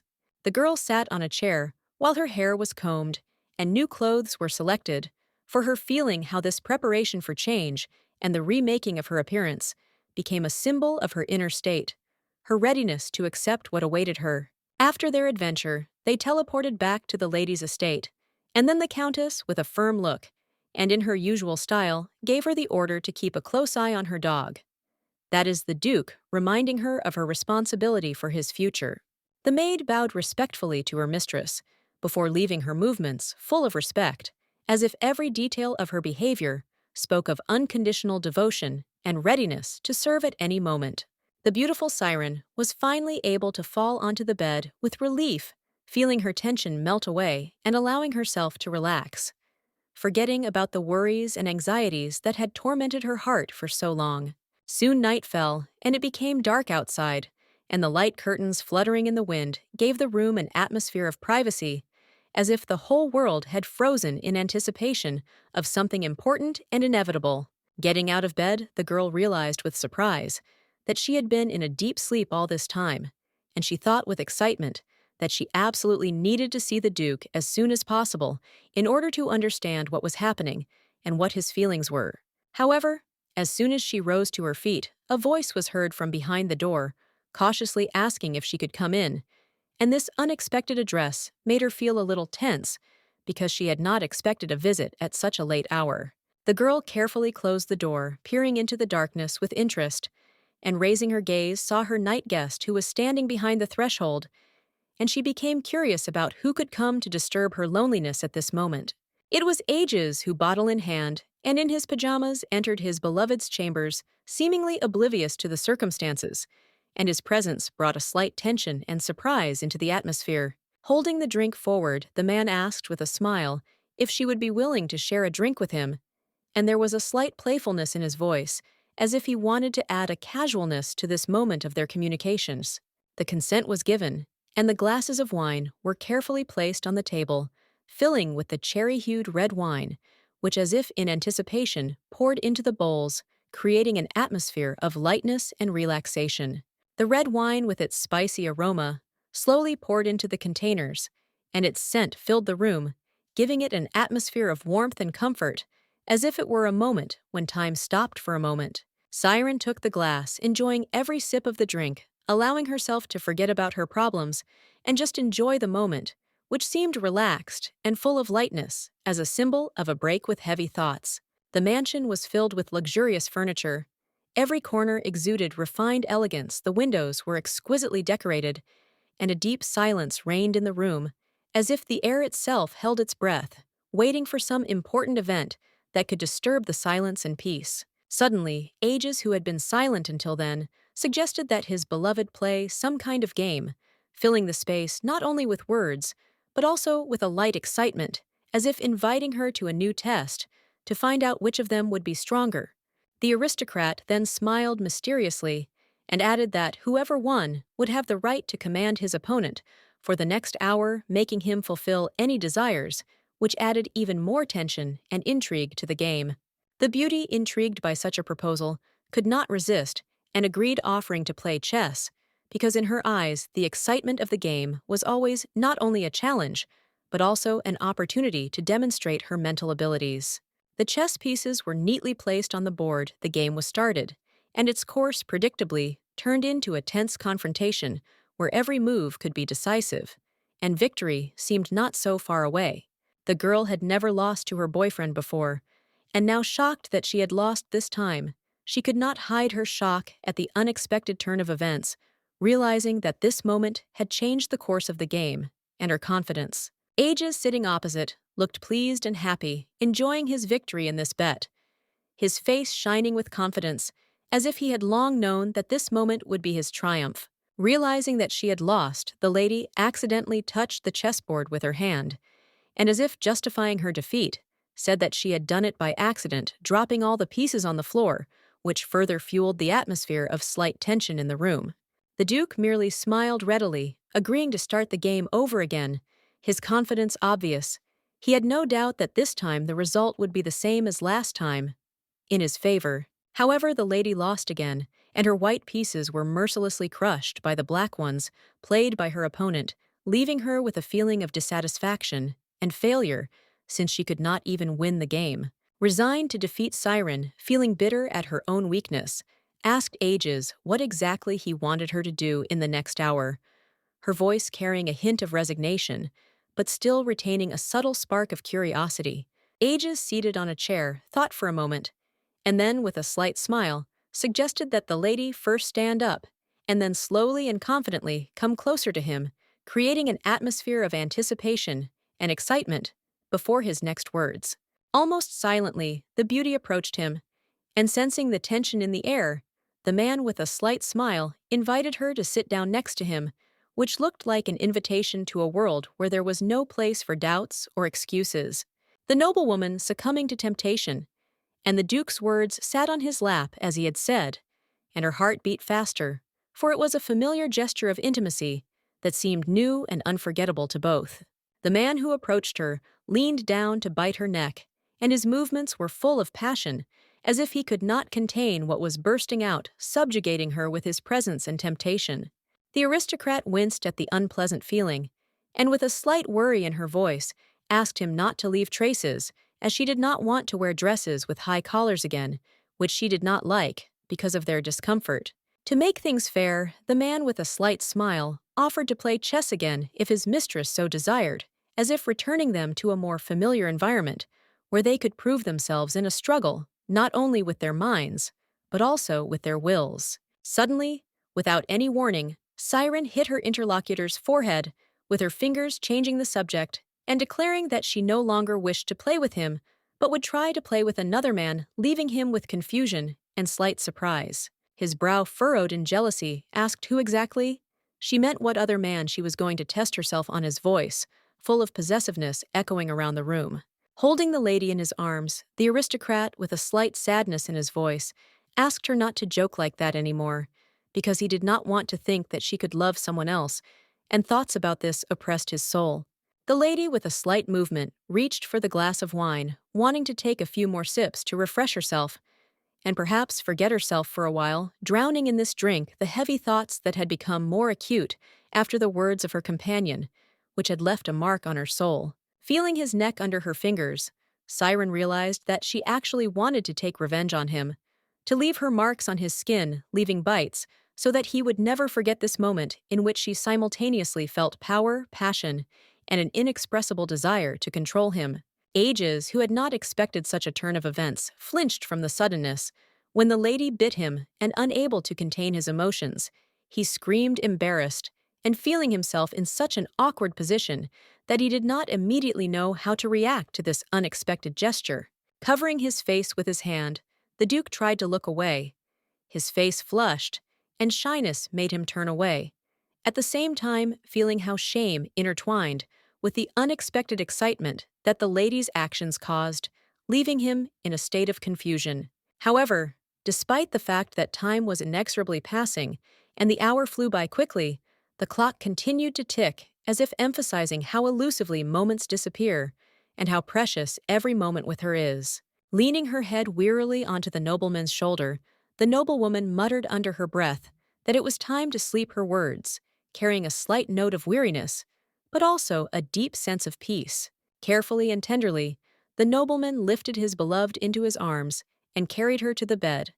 His care and attention to her were obvious as he tried to make her rest as comfortable as possible. After that, the handsome man lay down next to her, carefully throwing the blanket over her so that they could both settle in comfortably and fall asleep, their bodies merging into one, creating a feeling of serene warmth and complete protection, as if the world around them had ceased to exist. The balcony doors were open, revealing a beautiful night sky full of bright stars, their light flickering in the darkness, creating a magical atmosphere of peace and quiet perfect for sleep.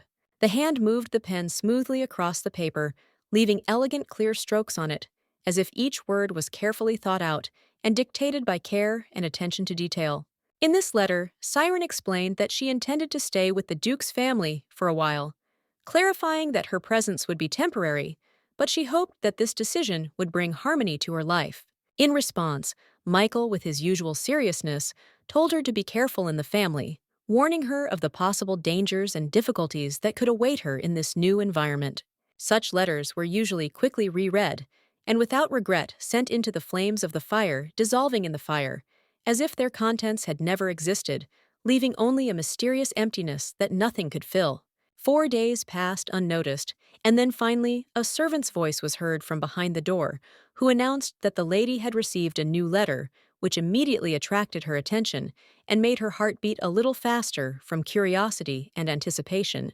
Siren wasted no time in nodding to the servant, allowing him to enter, and holding back a slight nervousness, she resolutely reached out her hand to take the message, not knowing what exactly it would bring at that moment, making her heart beat faster. This time, the envelope bore the official seal of the palace itself, which made Siren's heart beat a little faster with excitement, because the famous seal of a wealthy family always promised special attention and serious events. However, once she opened the letter, her hopes were dashed, as it only contained an invitation to a banquet from the imperial family. Nothing significant or unusual, and Siren's heart was left with only a slight hint of disappointment. Siren frowned as she realized that this letter was a harbinger of the momentous events that she could not have foreseen, and that these events would possibly change her life, no matter how hard she tried to avoid their influence. The wounded man, covered in wounds, begged for salvation, his voice trembling with pain and fear. He asked to be spared, not realizing that his fate had already been decided, and that his prayers could not change the decision that had been made in advance. The guy who stood nearby, trying to help and hoping for forgiveness, frantically thought about who among his acquaintances could hold a grudge against him, and who was capable of organizing such a cruel revenge, unable to understand what caused this tragedy.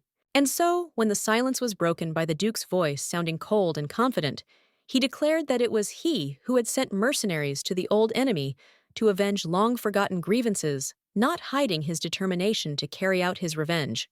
With tears in his eyes, the wounded man again began to beg for mercy.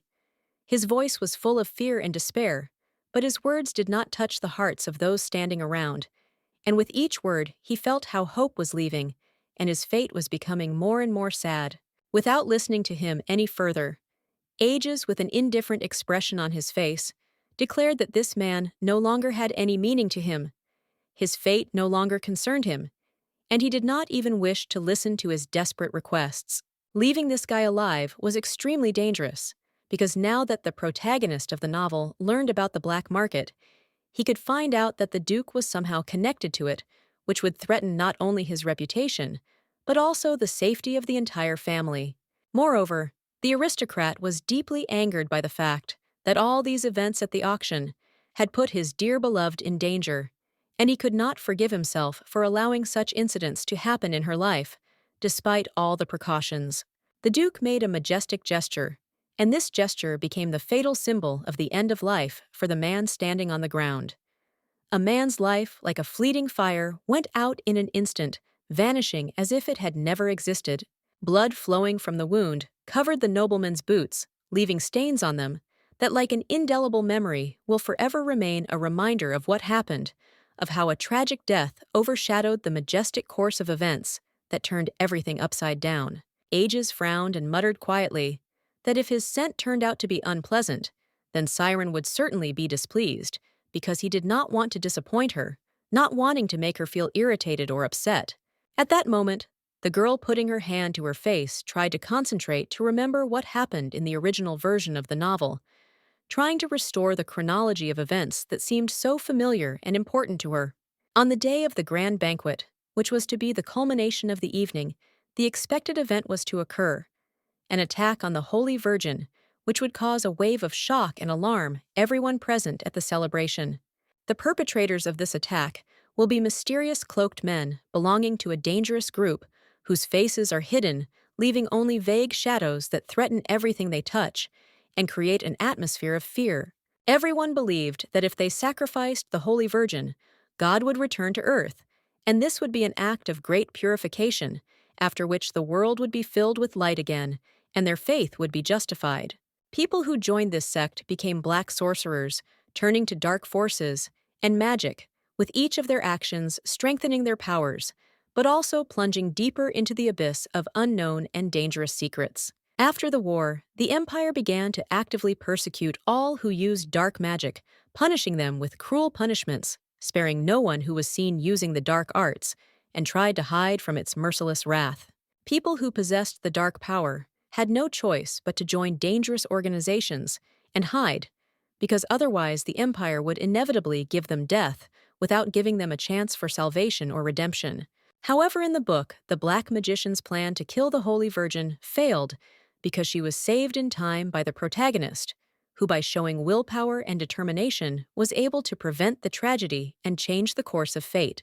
The man who saved the poor beauty then experienced a moment when love flared up between them, which became a real cliché, like in old novels, where rescue always led to mutual feelings and fateful events. The Black Magicians did not cease their actions, but after some time, they became silent and disappeared, leaving the book with uncertainty about the reasons for their disappearance, as if the hidden threat itself had dissolved into the shadows. And the saddest thing about this story was that the villains who were behind everything that was happening were Aegis and Siren herself, the heroes who were supposed to be on the side of good, but turned out to be the culprits of this whole tragedy. Suddenly, there was a knock at the door, and the maid entered, asking with slight excitement whether they could perhaps enter the mistress's chambers without disturbing her privacy and giving her the necessary space for reflection. Brushing a strand of white hair away from her face, the noblewoman nodded softly. Giving her permission to enter her gaze was determined, but there was a certain benevolence in it, as if she was making an important decision. The girl jumped up with delight, learning that their guest had finally woken up after a long sleep. Her face filled with joy, as if the long-awaited moment that everyone had been hoping for had finally arrived. Siren reached out to open the door to the room where the patient lay, her fingers trembling slightly with excitement, as if each of her gestures was not just an action, but part of something more important, an invisible process that she could not control. Ickelt sat on the bed, his head down, trying to recover from the shock he had experienced. His movements were slow and hesitant, as if each gesture was given to him with great difficulty, and he was having difficulty regaining control over his body and mind. The bandaged man was gradually recovering. His tortured body, still covered with painful wounds, had not yet fully recovered from the ordeal. But with each day, with each moment, he was getting closer to his healing. Siren was relieved to see that the transformation magic had remained true to her so far, and seeing that everything had gone according to plan, she wondered if she should show her true nature, since the world was not yet ready for this revelation. Coming closer, the lady inquired about the comfort of their guest. Her voice was soft and caring, as if she was genuinely concerned about his well-being, trying to do everything possible to ease his suffering. The elf frowned, his face twisted in pain, as he reminded him that Siren had promised to save him earlier, but in the end had almost killed him. The words sounded heavy, as if each memory was a deep wound for him, opening up old, not yet healed experiences. Looking down at the floor, the beauty sincerely apologized for hurting him. Her face darkened with shame, and her voice sounded genuinely hurt, as if she felt the full weight of her actions. The handsome man firmly declared that he believed the woman's words, and hoping for their sincerity, waited for her for a long time, but she still did not come, and with each moment his weight became more and more difficult and painful. The man's hand gripped the fabric of the bed tightly, his fingers digging into it, as if trying to hold on to his last strength. He felt how he had trusted her words in vain, and now that hope was beginning to fade, his heart was filled with bitterness and disappointment. The boy had lost hope in life more than once, and every time when it seemed that all was lost, he found the strength to fight again. However, now his thoughts were in confusion. He did not know which path to choose, and what to trust. His soul was engulfed in chaos and uncertainty. Sitting on the bed, his back to the lady of the house, he quietly muttered that he wanted to live so much. His voice sounded like a whisper of despair, and every breath he took felt like a struggle for survival, while his soul searched for even the smallest spark of hope. Suddenly, the elf turned to the lady and smiled, thanking her for saving him. His face lit up with gratitude, and in his eyes, one could see not only appreciation, but also a faint spark of hope for a better future. The fireplace in the room was burning its flames softly, illuminating the space, filling it with warmth and comfort. And at that moment, among all this light, there was silence broken only by the crackling of the wood. The noblewoman stopped in shock, not expecting the man to forgive her so easily. The hem of her dress slid along the floor, leaving traces behind symbolizing her bewilderment and surprise at his unexpected forgiveness. A slight blush appeared on the aristocrat's cheeks, and her feminine gaze became soft and warm. Suddenly, she felt how all the tension slowly left, and her eyes filled with light, as if the inner warmth melted all the shyness, giving her face incredible tenderness. Suddenly, the elf became angry. The man's face distorted with anger, and hissing, he asked the beauty why he looked like a man. His words sounded like a reproach, and his whole appearance was filled with irritation and discontent. Siren stood on the balcony, enjoying the view of the tree growing right next to the railing, and her gaze was directed into the distance, and she walked in her thoughts, allowing herself a few minutes of peace and solitude, enjoying the silence of the surrounding world. The maid who was busy preparing the table for tea politely informed the lady that their guest would soon arrive, and asked her to be ready to meet them, as the drawing room preparations were almost complete.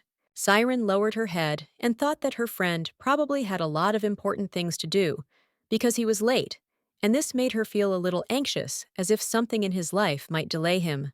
Eagles, having learned that she had changed her appearance with the help of magic several times, became very angry. His face became gloomy, and a fire of anger played in his eyes, because this betrayal violated all their previous agreements. The elf didn't like the changes that had happened to him. His veins bulged on his neck, and his gaze became gloomy and tense, as if he was trying to understand what exactly had happened and how it was affecting his inner world.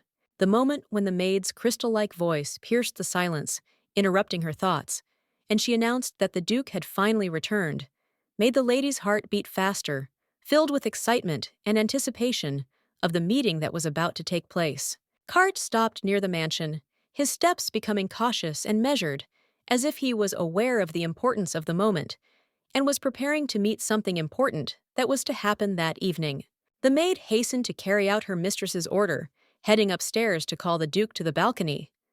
The lady was full of determination and had no doubt that her actions exactly corresponded to the order, confident in her role and the importance of this step. Awkwardly, with a slight expression of confusion on her face, the beautiful Siren rubbed her elbow with one hand, realizing that the house in which she grew up, and which was her childhood friend, was now her own, and everything around was subject to her will. The reason for such an obedient and unconditional attitude of the servants towards Siren was simple. They were all strictly ordered to obey Aegis, who commanded them to carry out any order of his beloved, no matter how strange or unusual it was. Siren yawned from fatigue and lack of sleep, covering her mouth with her hand, trying to hide the signs of her sleepless night. She still felt the weight of lack of sleep, as if her every movement was burdened with fatigue, and her eyes betrayed her long hours of sleepless wakefulness. Suddenly, Siren remembered that she needed to go to the store to choose a new suit for the Duke, and wondered which one would be better, dark or light, which would emphasize his noble status and style. There was a slight noise, and Aegis entered the room, confident, reserved, and absolutely impassive. His face betrayed nothing, but merely reflected the calm determination that was inherent in him in any circumstances, regardless of what was happening around him. The water, like raindrops, flowed down the young man's body, as if he had just stepped out of a pool, and the drops ran down his neck, creating the illusion that he had not had time to dry off at all since his hasty arrival. Answering his mistress's question, Aegis said with a slight smile that he was in a hurry to get to her as quickly as possible, and therefore did not have time to dry off. Although despite his wet hair, his calmness and confidence remained unshakable. He had a towel in his hands, which he clutched, trying to somehow cover up his carelessness in clothing, but his appearance still remained impeccable, even in such a slightly careless form. The Duke, feeling his face flush deeply with embarrassment, instantly consented to his lady's request, and gratefully allowed her to help him wipe the drops of water from his face and hair without hiding his embarrassment. Sitting down in front of the noblewoman Aegis, settled himself with maximum comfort, feeling that at that moment her care and attention meant more to him than anything in the world, and he was ready to do everything not to disappoint her and fulfill any of her wishes. The maiden, carefully wiping the wet strands of his hair with a towel, asked how the nobleman's day had gone, taking an interest in his affairs, and what he had been doing because every moment spent next to him brought her pleasure and interest. Ages lied when he said he hadn't done anything special, but there was a note of tension in his voice, and although Siren didn't believe his words, she chose to remain silent, feeling that it was not a good time to insist. Not wanting the boy to get sick from the cold drops, Siren headed to the wardrobe, deciding to find dry clothes for him, because caring for his health was the most important thing to her, and the cold could only make the situation worse. Ages, slightly surprised, looked up when a new shirt suddenly flew towards him as if thrown by an invisible hand. He did not immediately understand how to react to such an unexpected and unusual manifestation of concern from the lady, which made him a little confused. The nobleman, standing in the process of changing clothes, was absorbed in the process when suddenly Siren announced that the elf they saved had finally come to his senses, and her words suddenly caught his attention, switching his thoughts to a new event. Siren firmly stated that once Ekult was fully healed, she would prepare a special potion that Ages would definitely drink in order to regain his sanity and get rid of the foggy state that still hid his true nature. Time was slipping away, and the clock, with its inexorable and continuous ticking, seemed to remind us of the fleetingness of each moment, not allowing us to get stuck in thoughts and taking our thoughts further and further away from the current moment. Ages, however, remained where he was, showing no inclination to agree with his mistress's assertions. He remained silent, absorbed in his own thoughts, and did not hurry to answer, as if he were stalling for time, trying to figure out what to do next. The hallucinations that had entangled the young man's mind like a sinister poison clouded his thoughts, and the acrid smell that filled the space left a noticeable mark on his perception, causing more and more harm and destroying his ability to think clearly. Suddenly, Ages stood up from his seat, feeling his body making a decision as if on autopilot, and despite the internal struggle, he rose to his feet, leaving all doubts behind and taking a step towards the inevitable. After this, the Duke, overcoming his confusion, stepped towards his beloved and, uniting their hearts, tightly embraced her by the shoulders, as if trying to protect her from all the adversities and threats that might arise on their way. The handsome man's gaze was clouded as if by a dark storm, the threat of which hung over everything, making the heart tremble, and it seemed that there was only one thing left to do: to quickly run away to avoid the imminent danger emanating from this gaze. The lady winced in pain as she was suddenly dropped onto the bed, and despite her efforts to remain calm, she could not hide her displeasure at such cruel treatment. Feeling anxiety filling her soul, the noblewoman, overcome with anxiety, asked her companion to stop and finally come to his senses. But her words could not reach his mind because Ages, in his mad impulse, did not want to listen, absorbed in his own desires. But despite her words, Ages did not listen, but with love and tenderness ran his hand over the cheek of his beloved, stroking her hair as if trying to calm her down, despite the fact that his actions were filled with conflicting feelings. Loudly and clearly, with complete confidence in her words, Siren declared that if the young man really wanted to kill her, then he should remember that she was the only one who could save him, bring him back to his senses, and free him from all the mental anguish that tormented him. After these words, the girl, without thinking, used her powerful red magic, creating a powerful wave of power that pushed the Duke away from her, sending him far away, as if trying to get rid of him, not giving him the opportunity to get closer. Ages, unable to withstand the force of the magical blow, fell to the floor, losing consciousness, and as if in oblivion, found himself right at the feet of his mistress, immersed in a deep sleep, unable to even get up, leaving all his thoughts and feelings behind. A shudder of fear passed through the lady's body, and her thoughts instantly returned to what she had experienced 2 years ago, when she again wondered whether her companion would remember everything that had happened this time, or like then, would again fall into oblivion. Frozen awkwardly on the carpet, the girl felt her nerves giving out, and the thoughts that tormented her, filled with doubts and fears, mercilessly tormented her, forcing her to feel pain and despair from what she could not change. But gathering all her determination, Siren finally pulled herself together and made a firm decision not to give up, intending to save the Duke, despite all the difficulties and dangers that could be encountered on her way in this difficult and thorny matter. Entering the other guests' chambers, the two reluctantly, but still decisively, asked him to have a serious conversation, realizing that only through a frank conversation could she understand what to do next and how to act in the current situation. Eekelt received her into his chambers, listening attentively to her request, and then added slightly awkwardly that the lady looked rather tired, pale, and unwell, which made him even more worried about her condition. The lantern stood on the nightstand, softly illuminating the room with its dim light, and nearby on the table, candles were also burning, creating an atmosphere of coziness and peace despite all the tension in the air.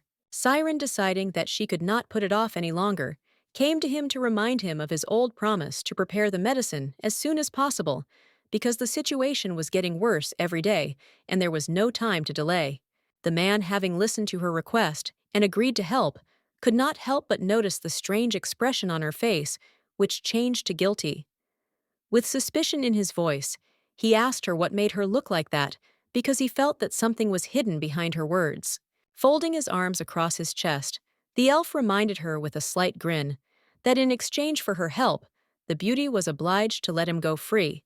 And although his words were calm, there was a hidden threat in them that made one wonder about his true intentions. The estate they were in was majestic, huge, with beautiful architecture that made one admire its details and scale. Every corner of this house seemed to hide its own history and secrets that could only be revealed to those who were ready to understand them. And it was the owner of this impressive estate, the man who needed to be saved, who turned out to be Ages, a young duke whose life now depended on whether they could cope with the magic that had captured his mind and heart. The boy was exposed to dark magic, which was enhanced by the aromas of incense and other herbs, which not only poisoned his mind, but also distorted his perception of the world. And the candles burning in the room created an atmosphere in which the magic became stronger. The elf, upon hearing what exactly had caused the duke's illness, opened his eyes in shock, realizing the seriousness of the situation, and his face instantly changed expression as he realized that the consequences of such magic could be catastrophic. The man, upon hearing that the aristocrat had been exposed to powerful herbs for as long as 6 years, screamed loudly in horror, realizing the harm it had done to his mind, as such herbs could destroy a person's personality and leave a permanent mark on a person's mind. Siren quietly confirmed his words, adding that Ages was not only tortured for a long time, and often, but also constantly breathed in poisonous herbs, which was completely incredible because no one survived such exposure, and her heart sank from this terrible truth. Eekelt, unable to hide his shock, covered his face with his hand, clearly frightened and stunned, although Siren had not yet finished her story about how deep the nobleman's illness was, and how its effects were destroying his soul and body. Eekelt sat down tiredly in a chair in the living room of the estate, closing his eyes, trying to comprehend what he had heard, because now he knew that the Duke had not only been poisoned in the mind, but also his brainwashed with hallucinogens, which made the situation even more hopeless and tragic. Siren fell silent, unsure how to begin to tell the truth about her family, who had abused the Duke and broken his will since he was a child. The words she had to say seemed so heavy that her heart sank in fear of the revelation. Finally, standing by the window, the girl decided to start her story from the very beginning, realizing that only in this way could she free herself from the burden of silence, and perhaps find the path to redemption and understanding that she had been searching for all her life. Sitting next to the guy on the bed, time passed inexorably, and finally she finished her story, revealing the whole truth that she had hidden from everyone for so long. Every word was filled with pain, and a heavy silence filled the room as she spoke her last words. With her face buried in the blanket, as if trying to hide from herself, the sweet Siren added with alarm that she did not know for sure whether she would be able to save the Duke, and was afraid that it was already too late to do anything because everything could be irretrievably lost. For a long time, Siren studied various books and treatises, trying to find ways to heal, but all the methods she found turned out to have side effects, which only added to her despair and made her doubt her ability to help the Duke. Eekelt, sitting next to her, noticed how upset his interlocutor was, and seeing how tears were blurring her eyes, he gently asked her not to cry, trying to support and comfort her in this difficult moment. Brushing a strand of hair from her face, he promised with determination that he would help her through this ordeal, assuring her that she would not be alone, that he would be there, and that together they would find a way to overcome any difficulties, no matter how difficult their path might be. At that moment, it seemed to the beauty that the elf was very similar to her older brother, in his care and attention. He was so sincere and strong in his desire to help that it caused an irresistible feeling of nostalgia and warmth in her. The man asked irritably why the lady had suddenly started laughing, and she, unable to contain herself, was shaking with laughter, not understanding how she had ended up in such an absurd situation. But her laughter was full of lightness and some inexplicable freedom. With a firm look, not hiding her concern, the beauty asked the man if he knew about a rare and special herb that was extremely difficult to obtain, and that its effect could be exactly what they needed in this situation. The elf confirmed that he knew about such a medicine, but added that its effect would be too weak, lasting only 5 or 10 minutes, which was not enough to solve all their problems. Siren suddenly realized why the Duke had lost consciousness so quickly last time, and was unable to carry out his threat, as this herb, although it had medicinal properties, was not enough to give him the strength he needed. Still sullen, Ikelt continued that this rare herb, in addition to its weak effect, could also have side effects that were not the most pleasant, because its effect did not always bring the desired relief and sometimes caused much more problems. There have been cases where if the patient suffered from intolerance to this medicine, it not only did not bring relief, but on the contrary, it intensified the hallucinations, causing the person much more suffering than before its use. Tilting her head to the side, the noblewoman thoughtfully wondered if the side effects might not appear immediately, but after some time, because she felt that this herb still concealed many unknown dangers. Receiving a denial in response, the maiden sighed heavily, then stood up from her seat and, apologizing, admitted that she had interfered with the healing of their guest, since her concern should not have interfered with such an important process. The lady smiled, thanking the guy for listening to her, and not judging her for his tolerance and attention to her words, helped her feel understood in this difficult moment. Walking through the corridors of the mansion, Siren thoughtfully thought about the side effects that should not have manifested themselves, but for some reason unexpectedly affected the Duke after some time, and this mysterious turn of events did not give her peace. For some reason, the maiden stopped at her lover's room, standing in front of the doors, and for a moment her heart sank before she resolutely turned around and walked away, feeling the tension inside her become more and more unbearable. However, before she could fully move away, the doors suddenly opened, as if the owner of the room had heard the noblewoman approaching, and her gaze met his, causing her heart to skip a beat. The woman's hand clenched tightly into a fist, and the lady said to herself that she should not have looked back, because she knew that this could have led to even greater consequences than she could have imagined. But suddenly, the Duke's voice was heard asking where she was going and why she had not come to see him. His words, filled with surprise and slight reproach, made her freeze in place. He stopped her by the wrist, with his hand not allowing her to take a single step forward, and despite this, his touch was so powerful and decisive that Siren felt her heart flutter, but she could not allow herself to show weakness. Siren firmly asked the man to let her go, deciding that she would not indulge his persistence and would not disobey her own decisions if the guy dared to violate her personal boundaries again. The Duke, not immediately realizing what had happened, took the blame upon himself, asking with slight bewilderment whether he had done something wrong, because he could not understand what led to such a cold attitude on the part of the lady, especially since his feelings were sincere and full of regret. The aristocrat stood there disappointed and devastated, realizing that the man remembered nothing of their last meeting, which struck a painful blow to her heart and left her with a bitterness in her soul that their relationship had become something alien and unrecognizable. The beauty abruptly pulled her hand out of his grip, and with bitterness in her voice, firmly stated that it seemed she was ready to let him go, seeing no more point in staying by his side if everything they had was destroyed and lost its meaning.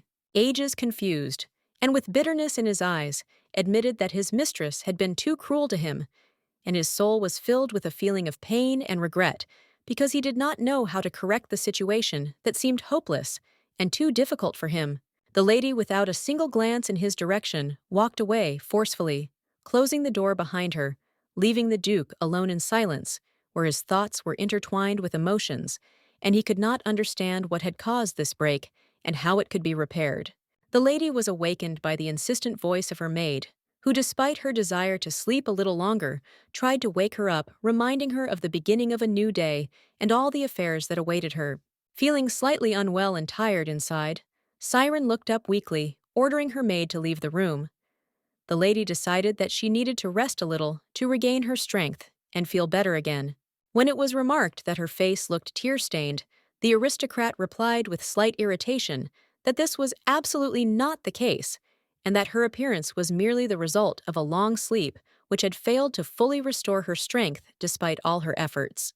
The maid, noticing the tension in the relationship between the master and mistress, as well as how they had become very distant from each other after their last quarrel, was in no hurry to leave, realizing that her presence might be appropriate at this moment. In the morning, in a somber mood, Aegis decided to personally conduct training for his knights, focusing on strict control and brutal discipline to test their limits and prepare them for any challenge. After the fencing lesson was over, the guards, barely able to stand on their feet, moved with difficulty, hardly realizing how hard and cruel this day had been, because the teacher did not spare them in his desire to temper their spirit and body.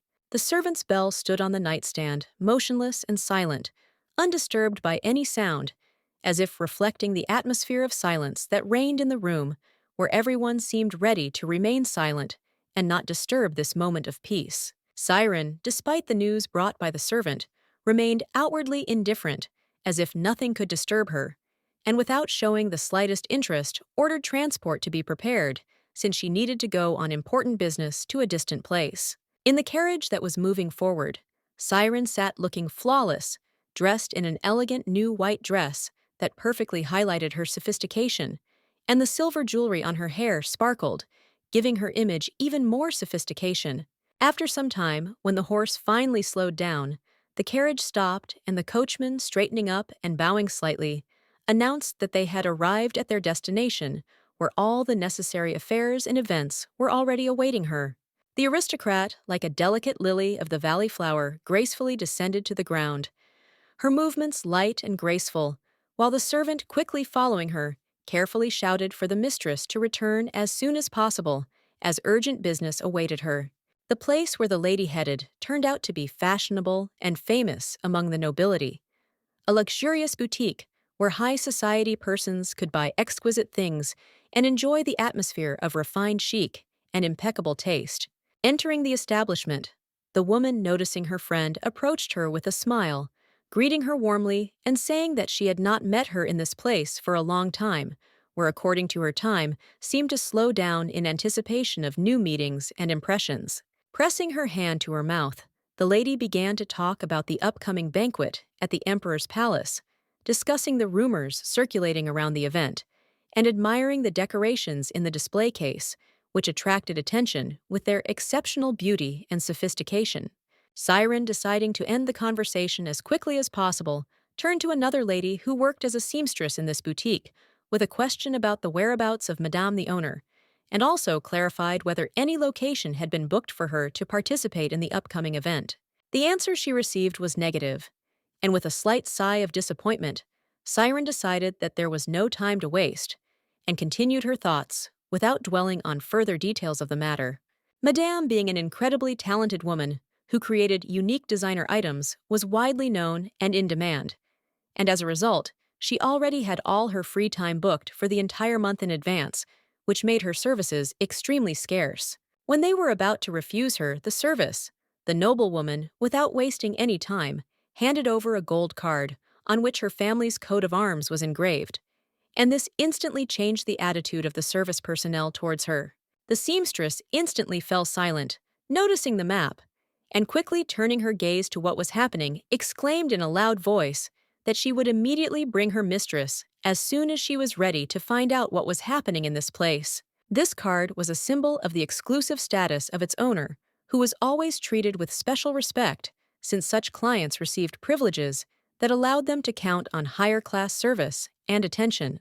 The madam finally approached the noblewoman, greeted her with restraint, gently apologizing for the delay, and promising that she would do everything possible to satisfy her wishes as quickly and efficiently as possible despite the current situation. Sitting down on a comfortable sofa, Siren frankly admitted to the woman that despite all her efforts, she did not have a clear idea of what kind of clothing design she needed for an important banquet, and therefore needed professional advice. The seamstress suggested sewing an elegant red dress for the client, which would perfectly match the color of her eyes, and would also be one of the most popular shades this season, which would make the image especially attractive and fashionable. Siren looked carefully at all the dresses that were brought out for display, immersed in thought, carefully evaluating each of them, trying to understand which of the presented creations would best suit her style and mood. All the outfits presented at the show were varied in both color and cut, decorated with jewelry and patterns, which gave each of them their own uniqueness, allowing you to choose the right look for any situation. The woman narrowed her eyes, focusing on the first dress, and expressed her opinion that it would highlight the lady's best features, adding elegance and charm, making it the perfect choice for the upcoming event. Siren made the final decision to purchase the dress that Madame had indicated, as well as all the other outfits that were offered to her, confident that each of them would become an important part of her collection and would be in demand in the future. The lady was extremely pleased with such a purchase, and before leaving, she invited the client to visit her store as often as possible, promising to always greet her warmly and offer the most current and stylish new items. The maid obediently waited for her mistress on the street, happy for her, and admiring how much the lady had bought, realizing that her choice was impeccable, and such purchases would undoubtedly make the mistress even more charming.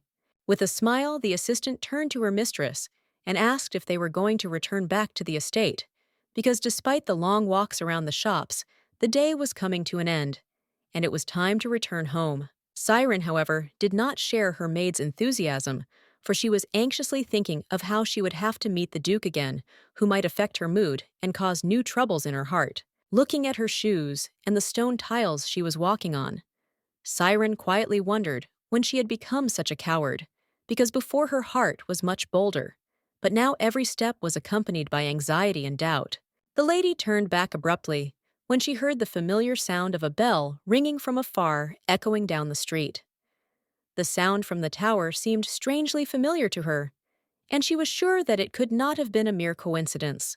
The sound of the bell seemed to be calling her, making her heart beat faster, and although it might have seemed like just a coincidence in Siren's soul, there was a growing feeling that something important and inevitable awaited her ahead. Siren, having gathered her strength, strictly ordered the maid to go forward without delay, because she herself needed to go to another place that she had long been planning to visit, and perhaps this visit would be decisive in her further actions. The noblewoman herself headed towards the tower, to which she was drawn by an unknown feeling. Her steps were decisive, and her hair fluttered in the wind as if reflecting her inner determination and the inevitability of what was happening.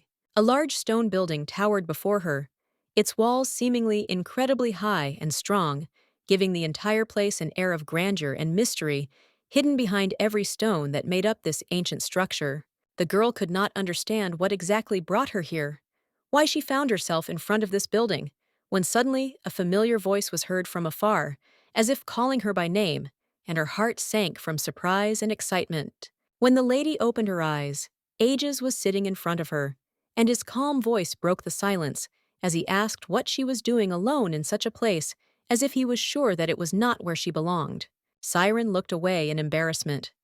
Then, gathering her strength, she resolutely asked how the guy knew where to look for her, feeling a strange but powerful sensation that she was trapped in his attention, although she had not expected such a meeting at all.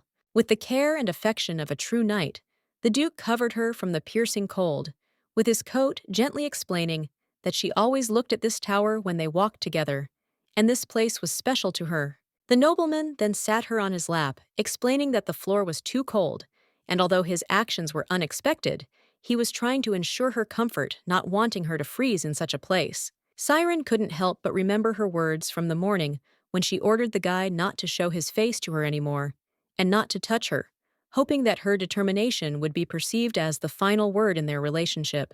Calmly, with a barely noticeable weariness in his voice, the man replied that it seemed that the lady had still not been able to learn to understand him, despite all her attempts to distance herself, and he continued to remain calm despite her words. He tried to forget about his beloved, convincing himself that it was time to leave her in the past. But after a few minutes, his heart was filled with longing, and he began to miss her so much that this feeling became almost unbearable. Covering her face with her hand, Siren said loudly that it seemed like the Duke had no pride or dignity at all, since he continued to love her so much, despite everything that had happened between them and her cold attitude towards him.